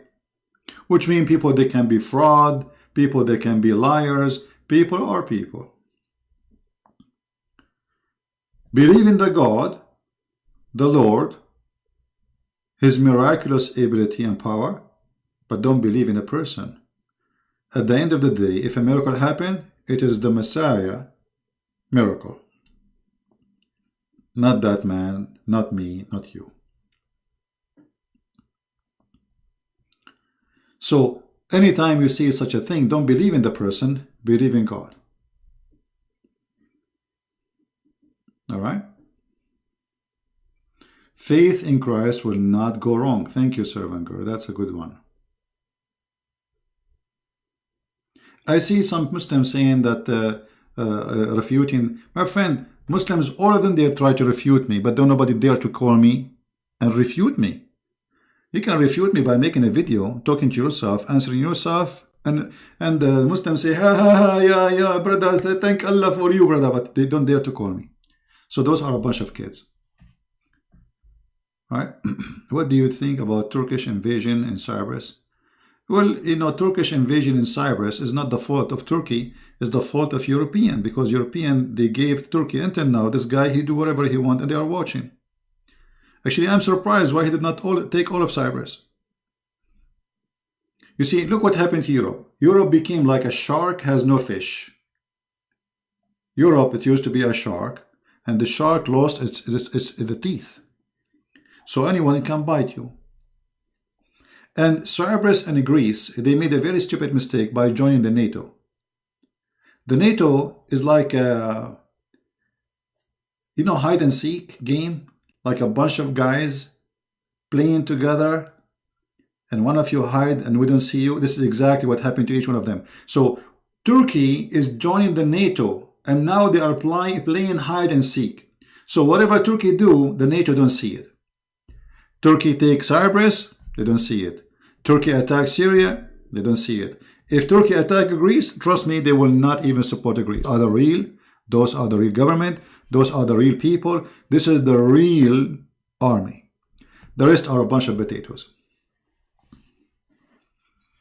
You know, actually, UK does not even have an army. UK, I mean, the army of UK is a joke. The army of France is a joke. This is why they have USA base, because their security is dependent in USA. It's an insult, actually, to have a base of a foreign army in your land. You know what I mean? Japan need USA to protect you, Japan. I mean, otherwise they will not let the USA. Nobody will allow any foreign country to be having his army in his land unless they are weak. So Europe is in the stage now where it is weak. They are liberals, you know, they don't want army, they are anti-war. Okay, be anti-war, but shouldn't you have army to protect yourself? They have no border, no police. They have, you know, it's like a nation who is infected with diarrhea. And sooner or later, France have military, you're right. The French military is a joke. You know, my friend, remember those countries, they used to be empire. What they have right now cannot even consider as a military. What military?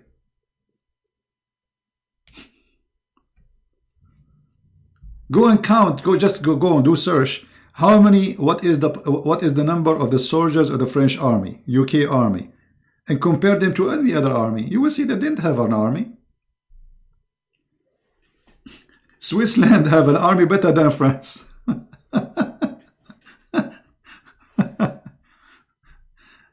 Army. Yeah. So this is why, you know, the Turkish Erdogan, he knew that there is nobody to stop him except the Russian. And the Russian, he made a deal with them. He buy weapon from them just to silence them. You know, he's buying the Russian. This guy, he is saying this is the only people they can spank me hard, if not destroying me. It is the Russian. Don't play with the Russian. So he start buying from them weapon which he don't even need. It's just to make the Russian leave him alone. Right?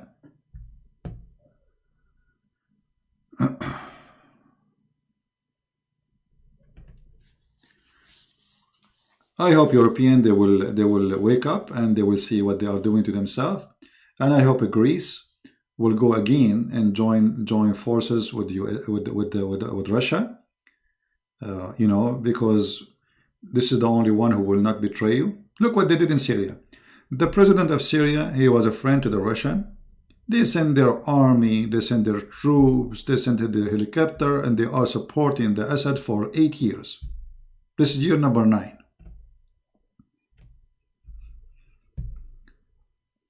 Turkey took half of Cyprus. Nobody sent anything. Nobody even talked about it. Turkey took half of Armenia. Nobody talked about it. They are even shy to talk about the genocide. Like just a few days ago, the Congress they vote for genocide of the Armenian. Trump he did not want to vote for it because he have business in Turkey. I mean, we support Trump, but there's many things he do is stupid too. However, at the end of the day, I have to support him because either I support the potatoes Democrat or I support this guy. We have no choice.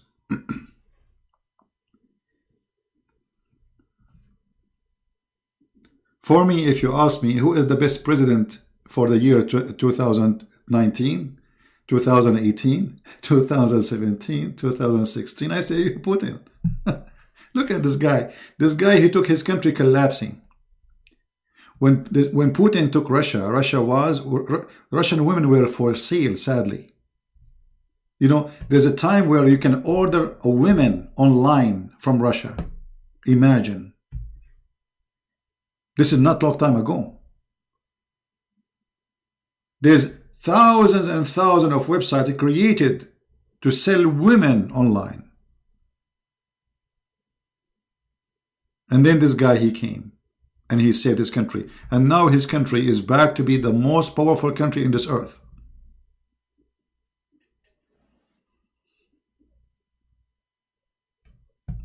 So if you are in Europe, you should have Putin. You need someone like Putin.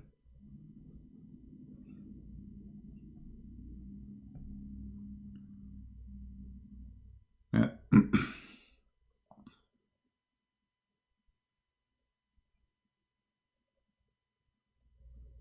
Yeah, my friend, if they are buying technology from France, does not mean they are weak. If a war happened between Russia and France, so what if they buy ship from France? They have technology they don't have. They are being smart. Look what the Turkish they do. The French, I mean the Russian, they buy technology they don't have, so they can study it and they can make out of it a new technology. It's not because they are weak. You see, Russia alone today can defeat the whole world alone. They can destroy the whole earth many times, not only America. So if they are buying from somebody, USA buy from Israel weapon, don't you know that? But doesn't mean that USA is weaker than Israel. You have to understand, that if somebody buy from somebody something, don't you know that all the spaceship of USA, the engine is made in Russia?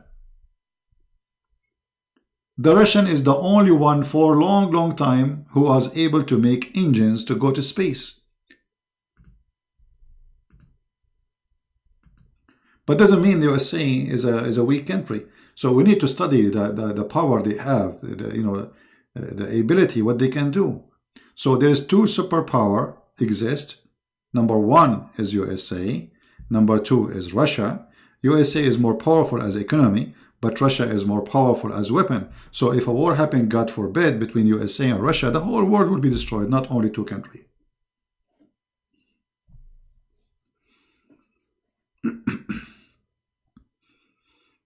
20 years ago, the Russian, they have a system, this is 20 years ago, that if, let us say, somebody nuked them by very powerful hydrogen bombs. So when radiation reach certain amount in the space of Russia, which means everybody is dead, the missiles will launch by themselves, and the whole earth will be burned. So even if you kill them, they will kill you. It's like the story of Samson in the Bible, in the Old Testament. Oh, China is far from being powerful.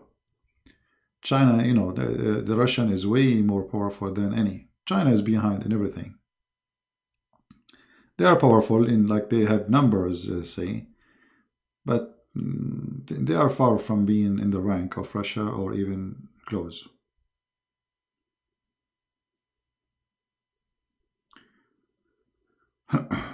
Anyway, we hope that this war will never happen. You know, Hitler, he did destroy half of the earth before, but war now between those giants will destroy the whole earth, which means even if you live in the end of the world and you have nothing to do with the war, still you will die. You see, who remember when the tsunami hit Japan? Anyone remember?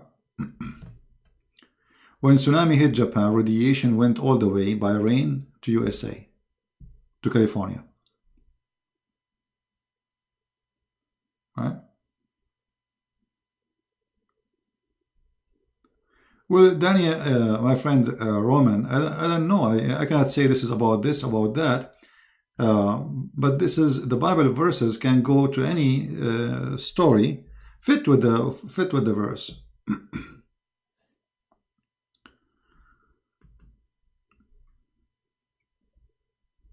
I cannot really say this is about the European Union, but I can say European Union is something good, and in the same time it's something bad.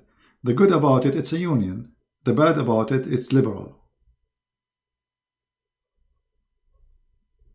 You know what I mean? Liberalism is the major control of the European Union. And I see now that conservative is coming back. You see, conservative in Europe, they are growing by number. They notice that those liberals, they are driving us over the cliff, the same as they were doing here in USA. You see, things will change. I see a big change happening. You know, Democrat here, they thought they controlled the country. Like now, just the day I left, I made a video, and I posted a video of Trump. Trump, he was saying Merry Christmas message, and somebody posted in the chat, in the comment, if I know you supported Trump, sorry, let me drink something, I will not even like watch your videos.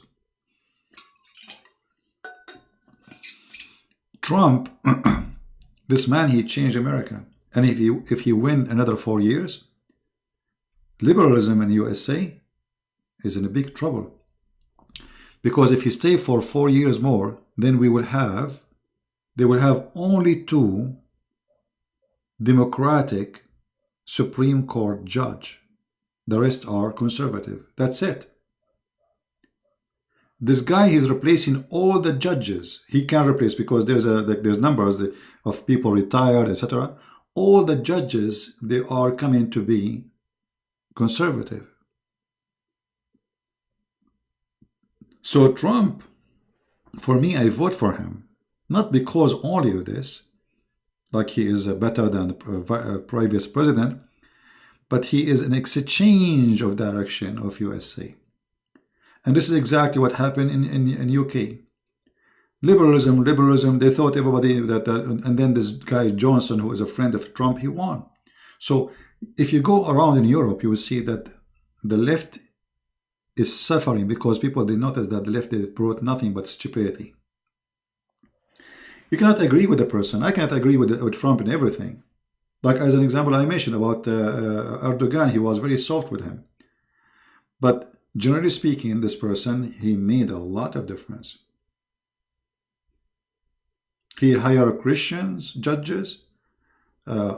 He defended Christians to say their faith in university, where they are banned even to make speeches. Imagine, this is America.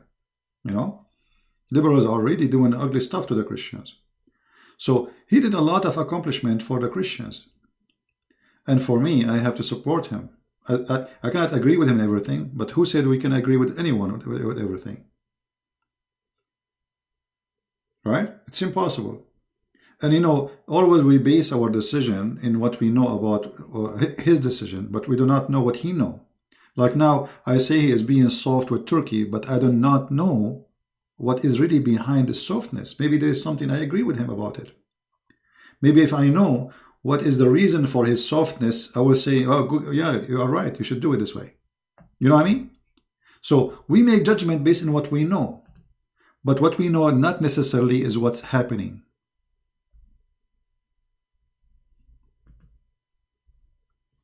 All right?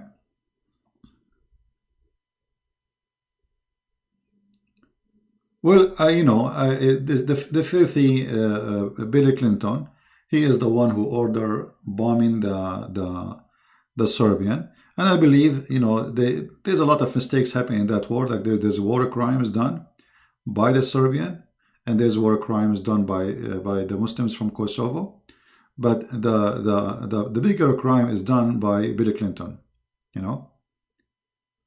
Uh, let us say that war happened in the wrong timing, where Russia was weak, and the Serbian, they separate themselves from the Russian, and this is why now Serbia, they are trying to get close again to the Russian. You see, this is what I say.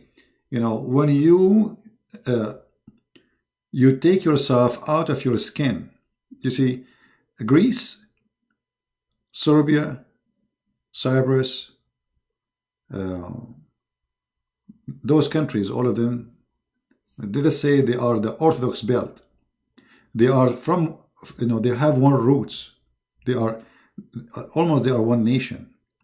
Ukraine, I mean, the NATO was trying to eat you bite by bite to weaken Russia. The target was Russia, not you. They took Romania. And look, go on. I was in Romania last summer. Romania is empty now. There's nobody in Romania. All the young, they are in Europe. It's a ghost country. You see, they are nothing but people in the age of 70. So they were dying to join European Union. Okay, now we join European Union. Look what happened. Price of food is 10 times more expensive. The price of apartment is 10 times more expensive. And in the top of that, we don't make anything no more. The Romanian, they used to make cars. Now, even the car industry is bought by European manufacturers. So the country is going wrong direction. They are trying to make them liberal, the same as the rest of Europe. And they stay away from their skin. And that will bring a lot of disaster. And in the future, Romania will be empty. Right? So European Union was not a good thing for Romania, and I don't think it was a good thing for Poland. I don't think it was good things for Moldova. They are empty. All the young ones are in Europe.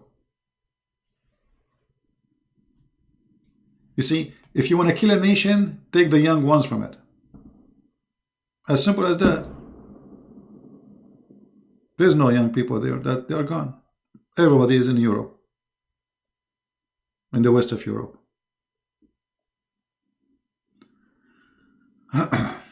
Anyway, you don't need to agree with me in what I say. I might be wrong. I mean, this is my opinion. It might be right, it might be wrong, but I believe this is what's happening. But I say, like about Turkey, I believe that Turkey is going to face a big collapse. Actually, I see dreams sometime, and my dreams come true. And there's a dream I'm afraid to share. It was a horrible dream about Turkey. I never saw a dream. I mean, there is sometimes I'm afraid of seeing a dream because they will happen mostly. So I saw a dream, very horrible dream about the future of Turkey. I can't tell you details because people, they will say, oh, this guy is prophesying. I'm not, it's just a dream. But sometimes I like I see dreams, and when those dreams happen, I get shocked of what I saw and what happened. Uh, and I saw a very bad dream for Turkey. I believe Turkey have a very bad future. Maybe time will come and I will be able to tell you, but it was a very horrible thing. Juban, no, my friend, I'm not even equal to the shoe of the Messiah, and you are out of my chat.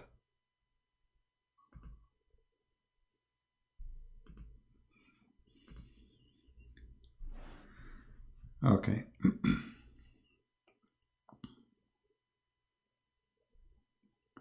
Well, Turkey will collapse. This is not. This is just a matter of time because this country have no.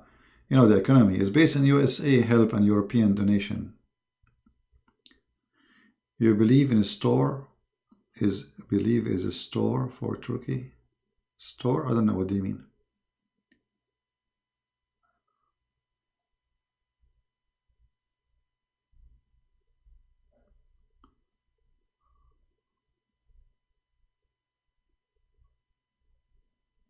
No, dreams are not about being prophecy. Dream, sometime maybe, I mean, I think it's just a dream. But maybe because, I'm a person who think, I'm a person, I have, when I go to sleep, I don't sleep right away. Actually, I don't know how I sleep because my brain is thinking. Sometimes I don't know, am I asleep or I am awake? Because I wish I can turn off my brain. It's a wish. Some people, they put their head in the pillow, in 2 seconds he is snoring. Never happened to me.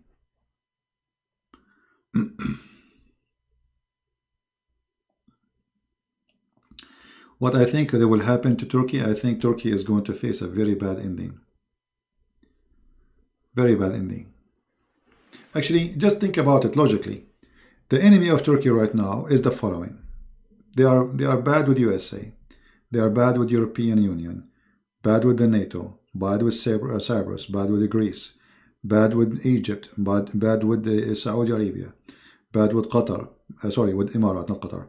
Bad with Bahrain. Bad with Syria. I mean, all the neighbors, even with Iran, all the neighbors is enemies. And this is the worst thing you do as a president, to make everybody around you enemies. That is the most stupid thing you do. Not even a single one of the neighbors is a friend.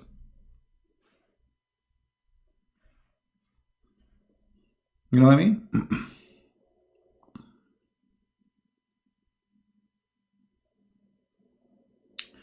I have a DHD. What is that? Is that high definition TV? Okay.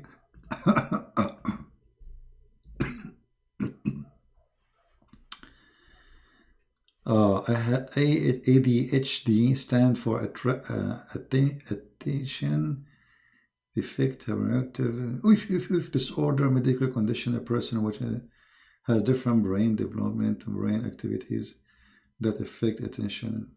All of this happening to me? Oh, okay. No, my friend, I don't have a defect. Thank God. My brain is perfect. I mean, I'm very happy that God, He gave me a brain which is functioning very well.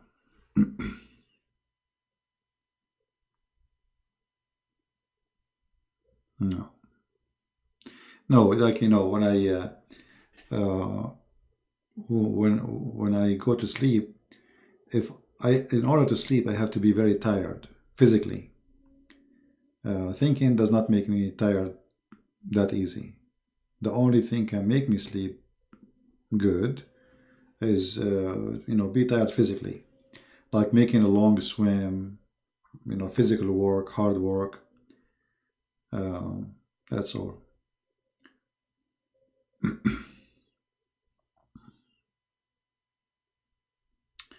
It's not a defect. I don't know. It might be a defect too. Is my throat? It's fine. Yeah, that's okay.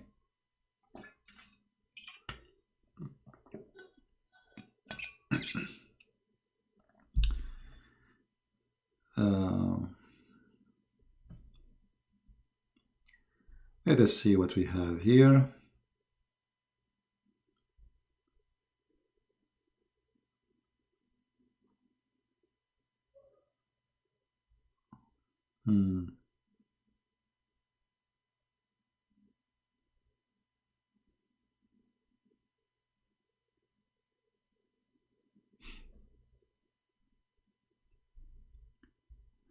All right.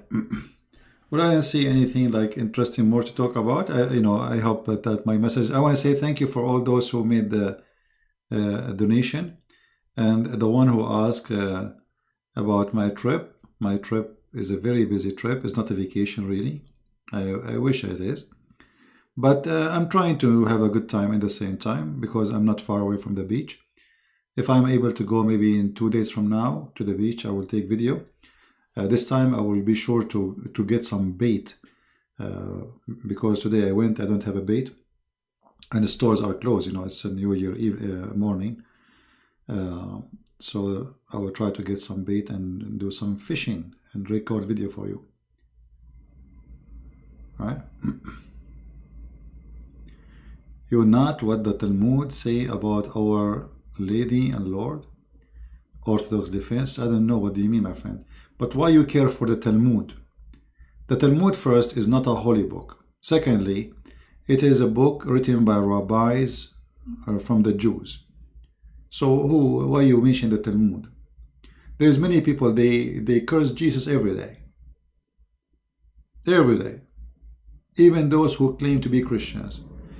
Every day you see a movie saying the F word to Jesus. Right now in Netflix, they are making fun of Jesus. So why only the Talmud is your problem? My friend, the Messiah is the good tree, and everybody will throw his rock at it. So stop thinking about the Jews and Talmud. We laugh at it. So what? Is that something new? How come you don't get angry from those who say the F word in a movie? You enjoy and you watch and you continue watching. You don't complain.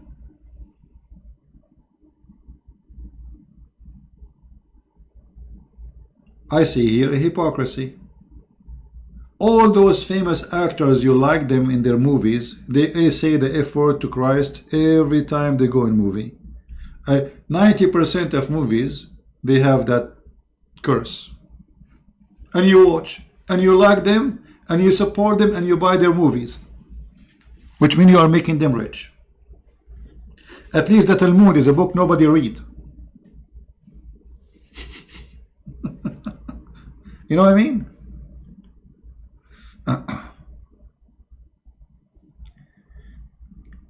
Michigan man, you spit in the Torah. My friend, do spit as much as you want. However, spitting is something not healthy for you because soon you will be out of water. And I think you're an elephant by birth.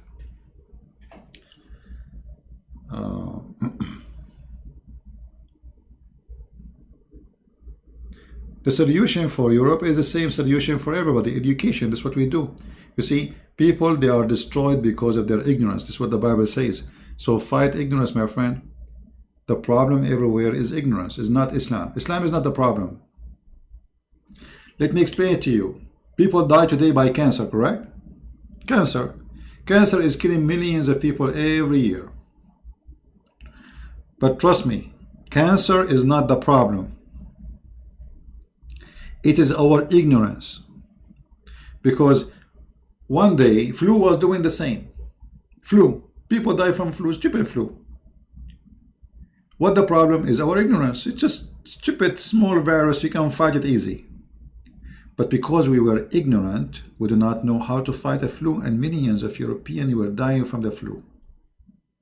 And millions of Middle Eastern and Asian, etc. around the world dying from flu. Was the biggest problem human beings have. Flu. So what the problem? It was the ignorance, not the flu. The flu right now exists, but we're not dying from it. You know what I mean?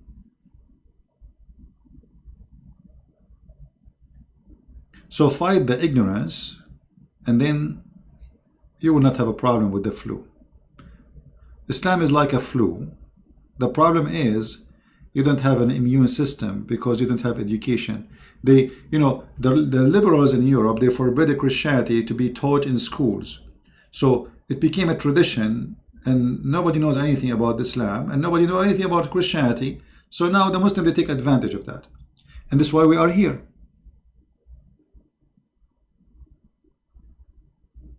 All right?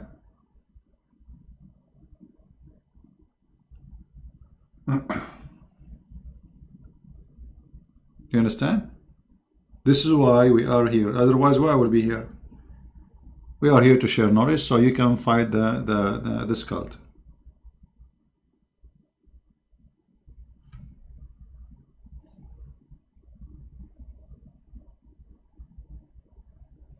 Mr. Orthodox Defense. Yeah, but I understand. Maybe you are not, maybe you are. But this is not the issue. The issue is why you focus in a book which is nobody read. How many people read the Talmud? Okay, let us ask a question here. How many of you did read the Talmud? Give me one. If any of you did read the Talmud, give me one, please. How many of you did read the Talmud?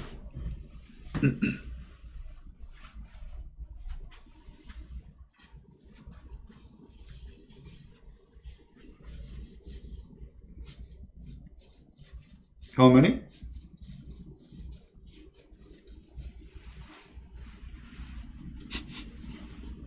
I don't think any of you did read it. So why you care for it? It's already gone. So look what you are doing now. You think you are fighting it, but you are making people maybe think about it now. Why you promote something stupid? Nobody read it. Even the Jews don't read it.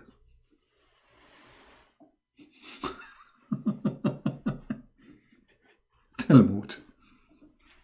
Talmud is a book of fiction. Actually, Muhammad, he got tons of his story from there. Flying carpets and stupid stories, all the garbage of Muhammad is coming from the Talmud. All the legend, the aunt of Suleiman, and the Talmud and its sisters. Actually, the reason Muhammad became a joke, it's because of the stories of the rabbis. Those rabbis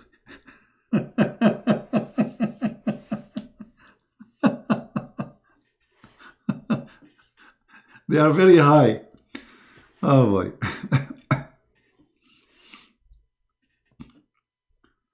All right.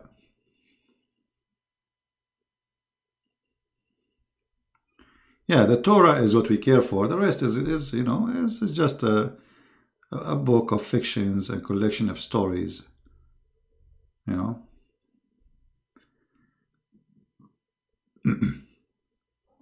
the Middle East, we have books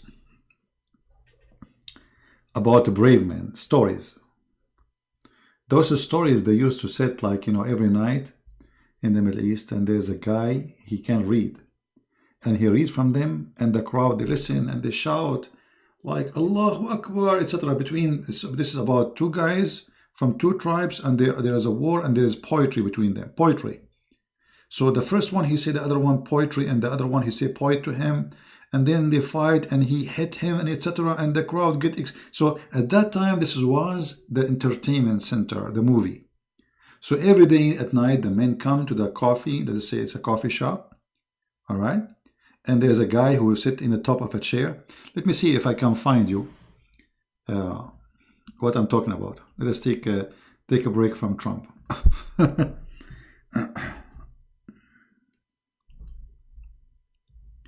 Give me a second.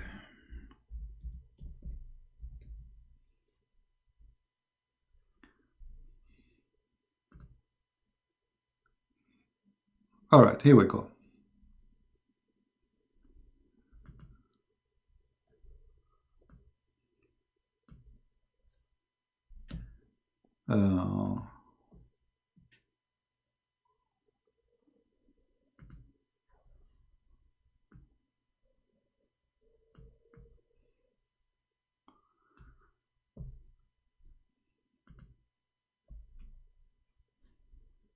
I'm I'm trying to find you some pictures.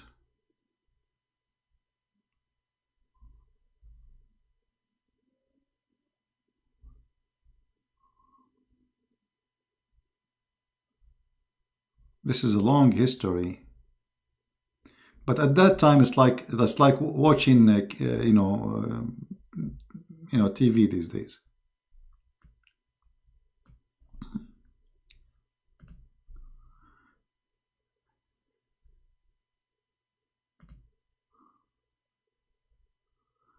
All right.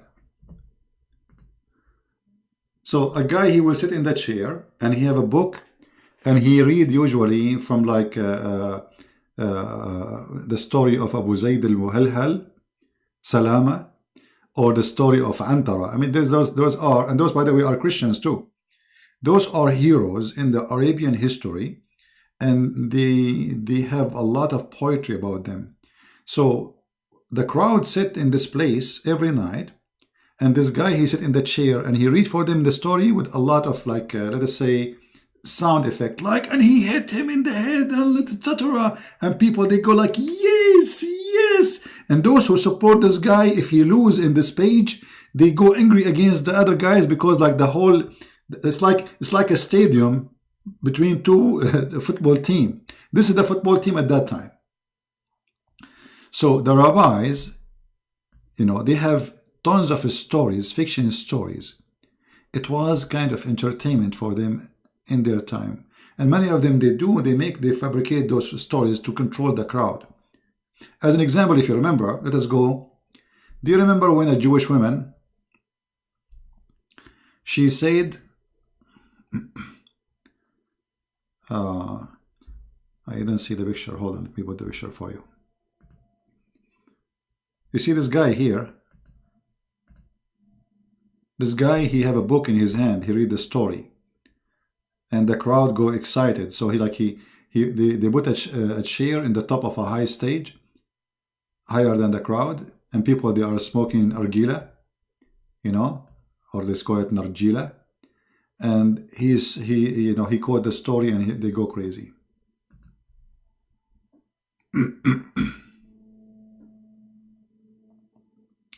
No, there is a book of Enoch which is fake, and there's Enoch, the real person who is mentioned. This is true.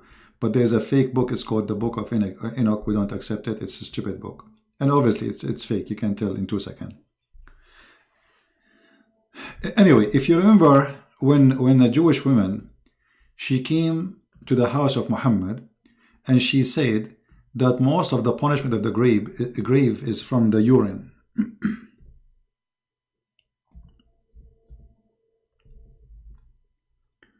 Let us see that.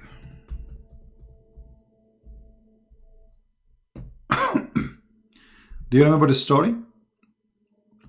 This is what Muhammad got from the rabbi. He learned those stories from them. This is why he turned to be stupid. So the woman, she said to Aisha, this Jewish woman, that the most of the punishment in the grave, it is because of the urine. All right? The Jewish woman, she came and she spoke to Aisha, and Aisha, she accused her to be a liar. This is going to be true. Muhammad, he heard the story, and he adopted the story from the Jews. And those stories are the stories of the rabbi.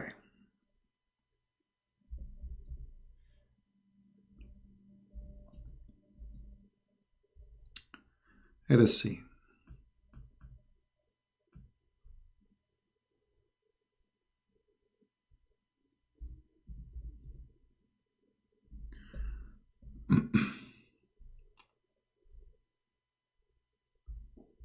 There we go. This is the hadith actually.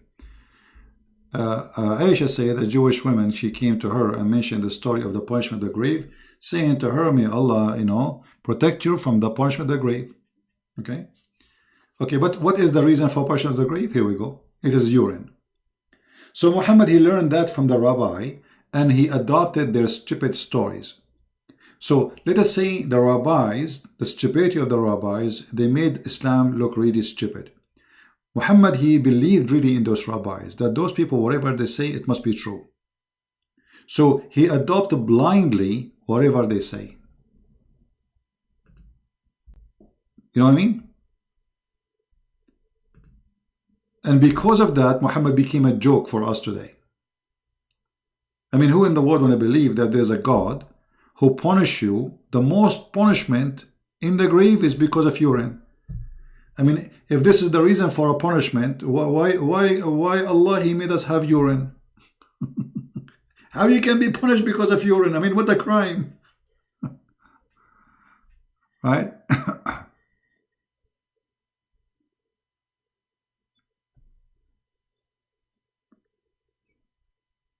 You know what I mean? So the rabbis, I'm very thankful for them. They made Muhammad really get busted, even though some of them they don't mean it, you know. But because this guy, he accept whatever the rabbi they say, whatever the Jews Muhammad he say, he take it for granted that is true. You see the story of Al-Khadr? You remember Al-Khadr?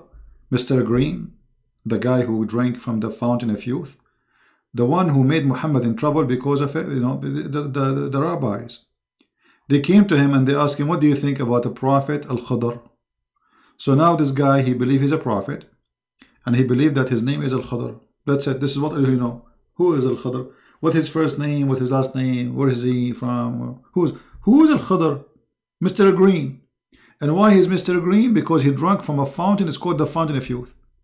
So but in this case, the Jews, they wanted to make fun of Muhammad.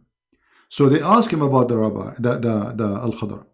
Muhammad, he started asking, searching. He heard the stories about Al-Khadr, and this is very well known. I mean, people, they speak about Al-Khadr always, since the time of Gilgamesh and even before, about a fountain of youth, a person who drank from it, seeking eternal life. And this is why the Muslim believe that Al-Khadr, which means Mr. Green, which means supposedly his name is Mr. Green, because if he sit in the grass and he sweat, the grass will turn green, because he is sweating from the water of life. All right, because he drink from the water of life. So Al-Khadr was alive in the time of Noah. He was alive in the time of Musa. He was alive in the time, and even he joined the funeral of Noah. He was in the funeral of Musa. He was in the funeral of Muhammad. All right, and many Muslims believe that he is still alive. All those was from the trap of the rabbis of the Jews. We made many videos before about them. You can watch them if you want.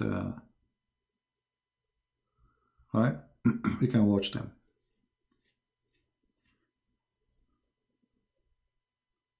Yeah, if you remember the story where it says the fountain of life, Ma'ul Hayat.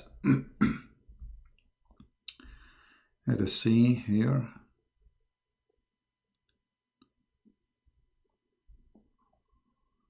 Here we go. You see, when he arrived, he found the water. It's called the water of life.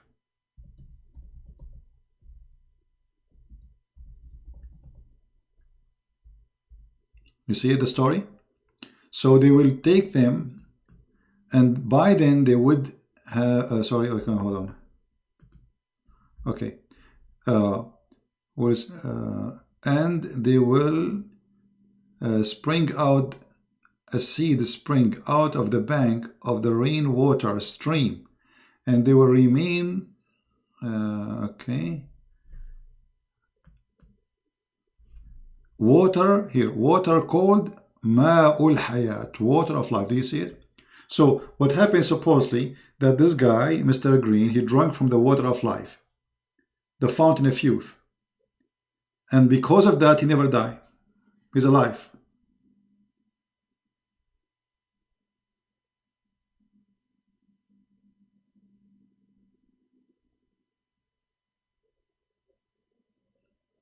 Right?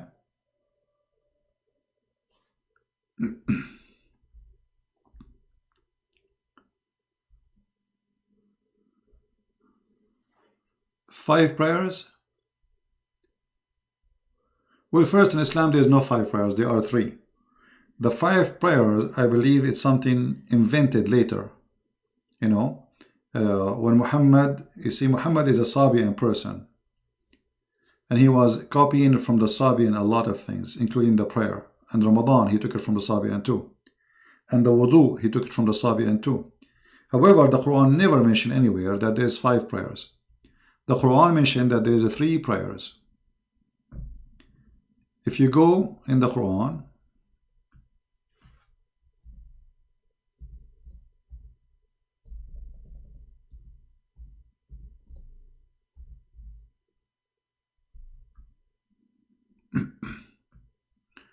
chapter 11, verse 114, it says the following.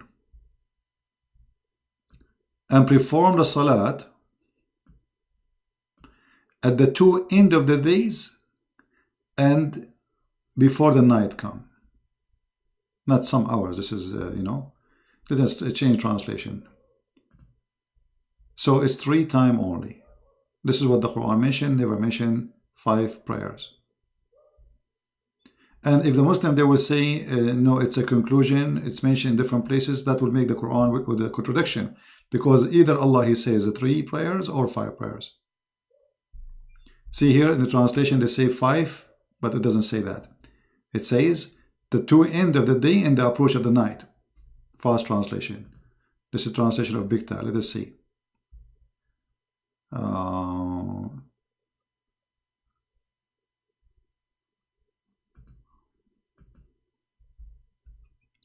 Perform the prayer at the borders of the days, not borders, at the 2 end of the day, and during the approach of the night. That's it. 3 prayers.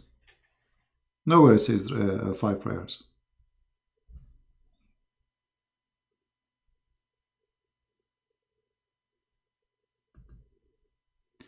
ممكن نزيع من الروم. زيع من الروم يا رجال. ايش فيها؟ زيع. Hibachi spicy chicken. God bless you. Thank you. You must be in love with the chicken, huh? Thank you, my friend. Happy New Year. Thank you for all those who support us. I really appreciate you. Anything else, guys, you'd like me to speak about? I was really happy that I'm able to get internet because, if I don't, that means I will stay without speaking to you, making very short videos, and post it. But God is good. We have very good speed internet, and I will be able to do as long as I'm here. The only miracle of the Quran, Shaitan. No, my friend, Shaitan is smarter. There's no way Shaitan made the Quran, and I will give you reasons. Shaitan, Satan, is a very powerful creature, correct? Remember, for us as a Christian, we believe Satan was an angel, right? Now, the Bible says the father of all lies is who? Is Satan, correct? Okay, so he's the father of lies, but doesn't mean that the Quran is made by Satan, and I will prove it to you. The Quran is satanic as an idea, as belief, but it's not made by Satan. Why?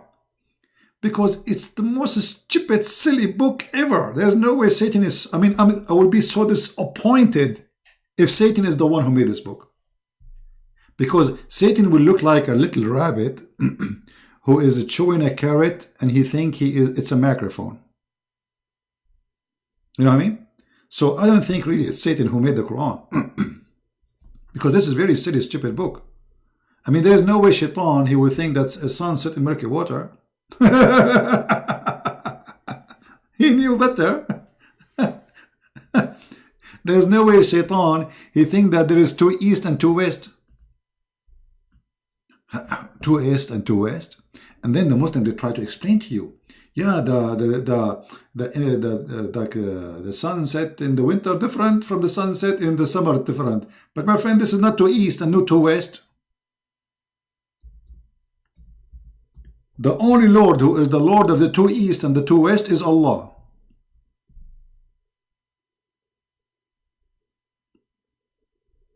So, Shaitan is not that much fool. He's a fool, but not that much donkey. This is a donkey's talk, The Lord of the 2 east and the Lord of the 2 west. So what Muhammad foolishness is, He thought because the sun in the winter set in different place from where the sun set in the summer. So he said, okay, this is different sun and this is to east. Right?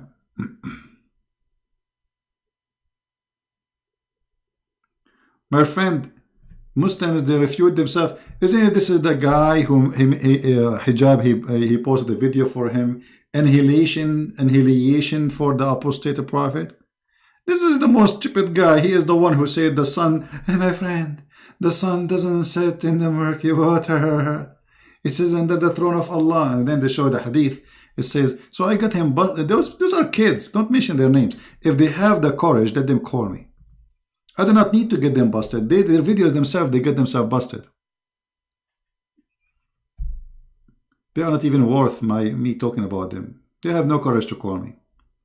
Muhammad ever improve anything from his time? Muhammad improve anything? Well, you see, like let us say, sometime the lie can have a truth. As an example, Muhammad, he wanted to be accepted as a prophet. So he starts saying that he believed in Isa, which is supposed to Jesus. And he believed in the miracle of Isa, which is positive. But he is believing in order to promote his lies. He said that Mary, she was a virgin, which is something good to say for us as a Christian. So Muhammad, he brought with many lies, but in the lies there is some truth. And the reason with the truth is to promote himself, not because he's truthful. You know what I mean? It's like the Ahmadiyya, the cult of the Ahmadiyya.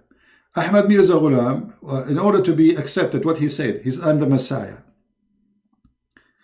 Which means he accepted that the Messiahs exist. Correct? But now he is the Messiah. So there's liars and there's scammers who use the truth to scam you. Do you understand me? It's like somebody want to put poison to kill you. Where he will put it? In your toilet seat or in your dish or your favorite dish? He will put it in your favorite dish. The one he is sure you will love to eat it. So Muhammad, let us say, the positive of Muhammad is evil. Even the positive. Even when he say he accepted Mary, that she gave birth to Jesus as a virgin, it was for evil purpose.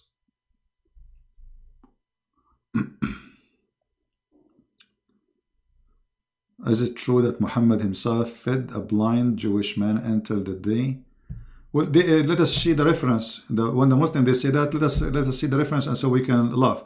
There's millions of stories Muslims they fabricate, and they do not exist. We cannot find them. As an example, there's a Jew who used to piss in the door of the Prophet every day, and he throw his garbage. Okay, I changed the Muslim to show me the story. I want to see it. Or the Muslim, they say when the Prophet he ran away, he hide in the cave, and the spider web covered the cave. Okay, show me the reference where we cannot find it. I mean, these tons of stories they fabricate and they repeat, but nobody can see it. Or the Prophet says seek education even if it's in China. Okay, I challenge the Muslim to show me the hadith where we can find it. Where we can find this hadith. All these stories are not exist. They are rejected. They are fabricated. But if it is for the purpose of promoting Muhammad, they repeat it. Even they knew it's a lie. And this is the unique thing about Islam, because they knew it's a lie. And as an example, the story where Muhammad, he says, there's no difference between a black and white. Correct? There's called the sermon of the Hajjat al-Wada. All right. How many times we quote for them, they say to us, this is weak. We don't accept it. The sanad is da'if. The sanad, suddenly this story is accepted. Okay, I have a challenge for all the Muhammadan who will watch this video. Who want to show me a hadith from Sahih al-Bukhari, from an authentic source, that the story is exist? It's not. This is a fabricated story. But suddenly, all the rules which the Muslim they try to put for hadith, saying where is the sanad, which means like like who is, you know, those who report it, who they are, the one who mentioned it, the chain of narration, blah, blah, blah, blah, blah. All of those suddenly they are not important because this hadith support their propaganda. So if the hadith support to propaganda, we accept it.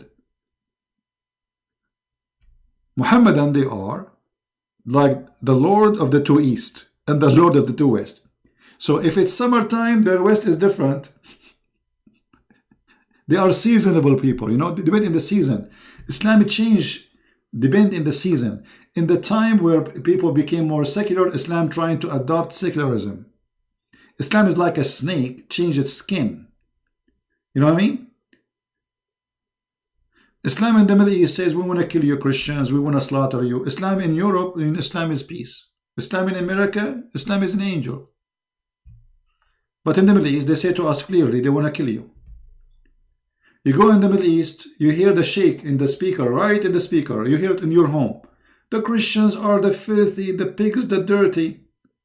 You go in Europe, you know, you speak to a Muslim in the street, you say, we don't say that to Christians, no. No, we don't say that.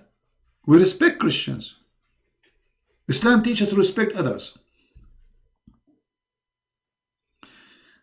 No, I cannot take calls for today. I apologize. But maybe soon we will take your calls.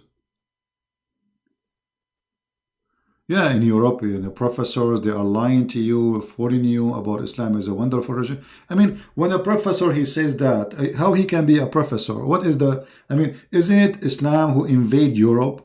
Isn't it Islam not long a time ago took half of Europe? Isn't it Islam today actually taking already half of Europe? Isn't it Turkey half of Europe? What is Turkey? Turkey, this is Europe. This is not the land of something called Turkish.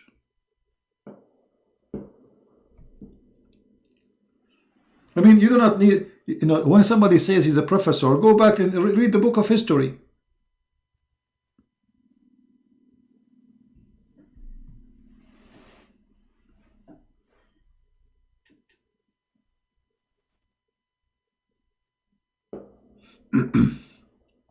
We don't want to fight Islam. We don't want to fight, fight the cult of Islam. We don't want to fight Muslims.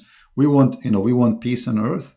And the only way to fight Islam, the best way, the smart way, is to expose the stupidity of this cult. This cult is very easy to fight, to defeat. All what you need is education. As simple as that. And wherever you get opportunity, don't keep your mouth shut. If somebody says Islam good, discuss with him nicely, friendly, and see why you are saying that. How is this can be true? So don't be there like watching people saying lies or people being deceived. You have a duty to do, my friend, right? We have a duty.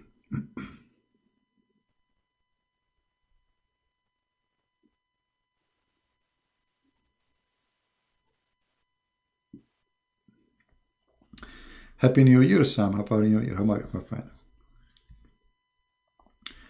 Will you, educating David, Muslims, help us to make them leave Islam? David, what I'm doing here, my friend, so what I'm doing here, isn't it I'm educating you so you can fight Islam? Right? And you can help Muslims. I'm not against Muslims, I'm against Islam. So we want to help the Muslims, and the only way to help is yourself first, and your society, and with the Muslims included, if they are there, is to spread the correct education about Islam. My friend, if you are wounded by Islam, we will fight Islam, CP. What does that mean? And if I wounded or not, don't fight anyone because of me. Don't what fight? Don't worry. If I wounded, I wounded. Okay, And if I die, I die myself. Don't worry about me. Don't fight anyone because of me. Fight lies, my friend. Spread the truth and don't worry about me. We need a Christian jihad. What is jihad? What does jihad mean? What? We need to go and kill? No, we do not need that. The best, my friend, the victory is to own the heart and the mind, is not to slaughter. Slaughtering people actually kind of you proving that you are an idiot. So we do not need to do something called a Christian jihad. You can defend yourself if you have to. If somebody will attack you, this is not a question about it. Self-defense is always a must. This is different. But we are talking about jihad. Jihad is attacking others who did nothing to you. This is what jihad means. Muhammad, he says, I've been ordered to fight and kill all mankind unless they convert to Islam. This is what jihad means. So don't use that term, because that will make you as a Christian look ugly, disgusting.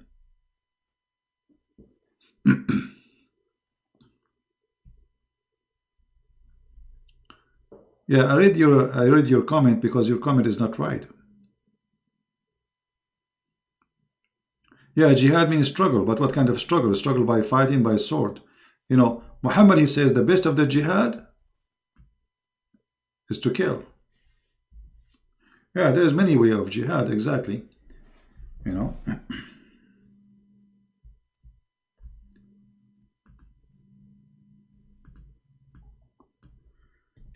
Let me find the hadith.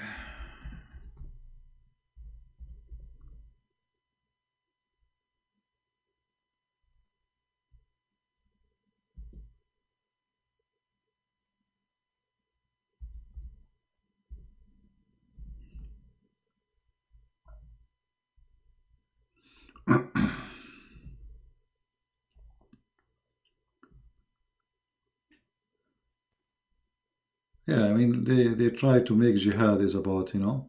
Actually, I want to go and see the hadith. Let's see the Quran.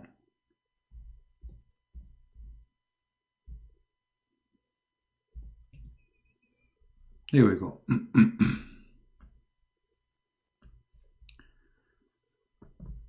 The word jihad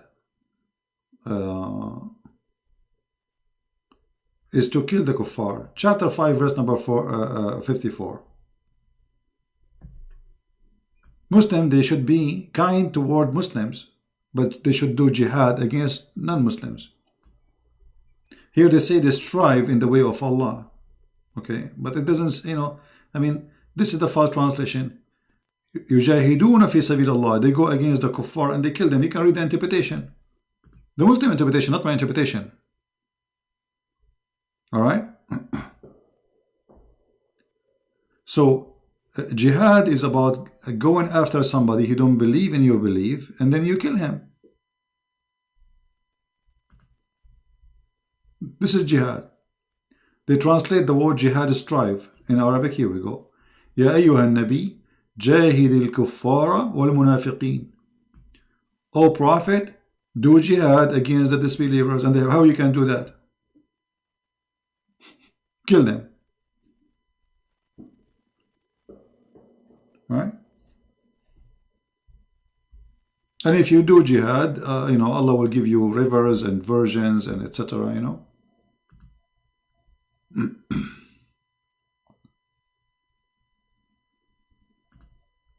This is the jihad.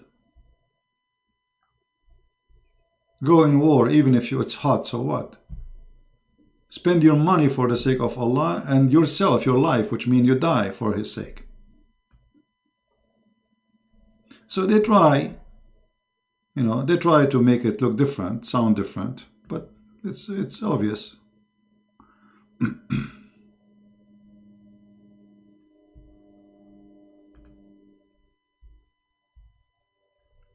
Look, always translate the, you know, jihad, do mighty struggle against the kuffar. What does that mean? Go right now to Ibn Kathir and see what does that mean.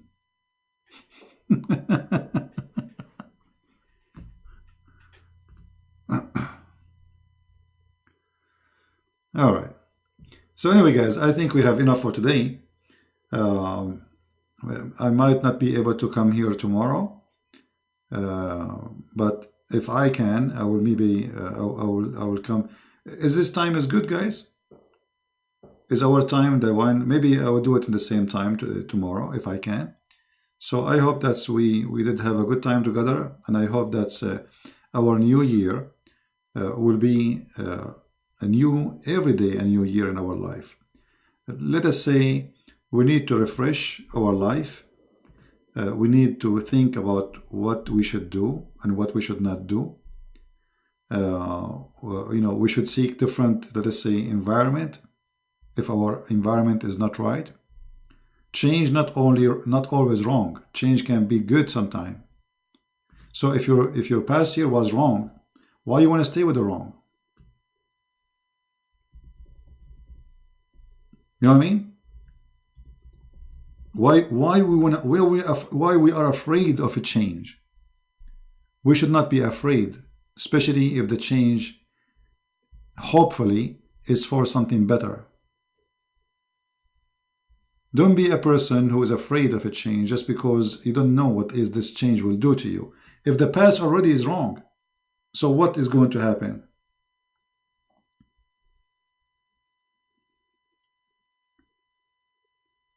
Life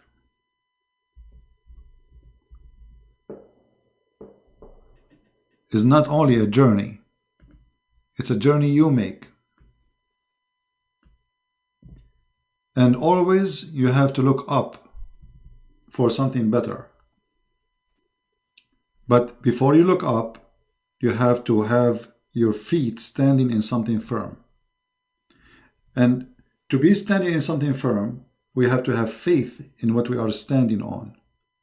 So for me, I look for tomorrow to be a better tomorrow. But I can see a better tomorrow if I see myself standing firm in my belief. A person who have no faith is a homeless. You see, our faith give us a shelter. It's like the shells you see in the ocean, you know, those creatures who live inside the shell. Very weak. It's like a jelly, you know. If you touch it, you can break it. But the shell is so strong. So how this little tiny creature, he can make such a thing? He can create such a solid home from his own body. He's not like bringing cement and making it together and building a house like what we do. No, no, this is simple creature create his house and he move with it. He live inside it, he move with it, and he is way more secure. And this is what faith can do for us. It move with you. It's a moving house. Protect you from all things around you, evil and bad. You live in the ocean as a small tiny creature, and then there's a huge fish, but yet she cannot eat you because you are inside that solid hard bones. So this small creature was able to secure itself and create an environment of protection. And all of this is from inside, from the inner. So if that little tiny creature can do that, why you cannot?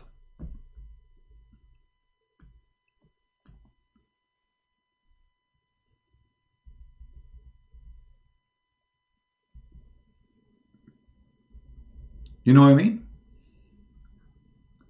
Why you cannot?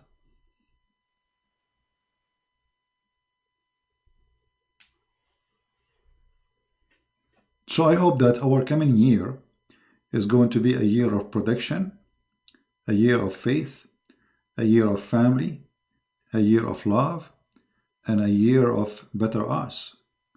It's not a New Year party. It's not a drink. It's not shaking your bum and think this is this is the day you are waiting for. Those are stupid things you see in TV. It's not a firework, which is nothing but a shame. Spending hundreds of millions of dollars, and there's people they are sleeping under the bridge somewhere. They have money to burn. Maybe should somebody ask himself and say, how much money is burned yesterday at night? Burned literally. They burn it for what? For seeing something blinking for a second in the sky. So my friend,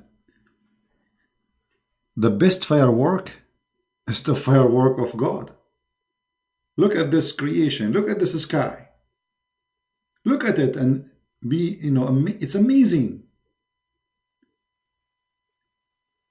Their firework is temporarily, costly, and illegitimate, unreal. and actually guilty because they are spending money which they should spend for something better. You see, poor countries, like, once I was in the Philippines and I saw how they celebrate the New Year. It was really, really shame. I mean, this is a poor country, but suddenly everybody have money. Suddenly everybody is burning his money. This is a poor country. At night, if I say tons of millions of dollars are burned, you cannot even breathe. You cannot even breathe. You close the windows, you cannot even, because you are afraid from the smell. The air is disgusted. So they have no money, but suddenly they have money for firework. Government have no money to help citizens, but suddenly government, they have money for firework. So this is not really the new year of the Lord. Remember, the new year is the new year of Christ. It's not the new year of those idiots who are drinking and dancing in the street. This is the day of the Messiah. And this is a day where you review what you did in the past and you think about tomorrow. And, it's a day of correction. It's a day of calendar, yes, but it's just a day to continue for something better. So I hope the coming year, and already we started this year, will be something of us new. We will have more energy, more protection, and more love to our family, our friends. If you are a person who is thinking about divorce, I advise you to rethink, because divorce is very ugly. If you are a woman or a man, you are not happy with your marriage, I advise you to think twice before you think about divorce. Divorce is extremely ugly. If you are a person who have children, you better think about them and think about how you can make your family happy. If you are a person who have a temper, well, you can fight it and see how you can do that and do your best. And don't say I have a temper, what I can do. That's an excuse. We have many things we need to fix. So we need to make this a new year, a year of fixing. So the year after it, we will have a good engine to run faster and better. Not a year of parties and drinking beer. This is not what will help you. Right? So work hard, live better. As simple as that. I want to say thank you, all of you, for being here. May the Lord bless you. I will try to be here tomorrow if I can. You will see me posting if there is something to share. And until then, I will say, may the Lord bless your family, bless your health. And this is the most important to pray for, that we have a healthy brain, healthy heart. And here it's literally and metaphorically, and healthy relationship with people around us. I pray that all of us, we will be people who forgive and don't take heat in their heart. I pray that if somebody of you ever I was rude with him, he forgive me. I don't mean it. I don't know you, nothing personal. I am a person who speaks very naturally, and I don't mean really to insult anyone, but I mean every word I say. Which means, if my word appear to be an insult to you, it's an advice, but it sounds an insult to you. So it's a wrong understanding from you about what I'm saying to you. So still I pray that people will understand me better about what I'm doing, about where we are, what we are trying to accomplish here. And I pray that all of us, we will join in this mission so we can work for best and help. Everybody need help. All right. Thank you. May the Lord bless you. And I will see you tomorrow if I can, or the day after. Christ is Lord. And happy New Year for all of you, your family, your friends, And for sure, I wish the Muslims, even though they don't like us to wish them Happy New Year, we wish them really a Happy New Year. We wish them a better life. And we wish them to open their heart, and we pray to open their heart so they can see the truth. And the truth will set you free, my friend. Nothing else will set you free except the truth. And the truth is the Messiah, the Christ. His name is a glory. His words is amazing. And he is the living God. See you soon. Bye-bye.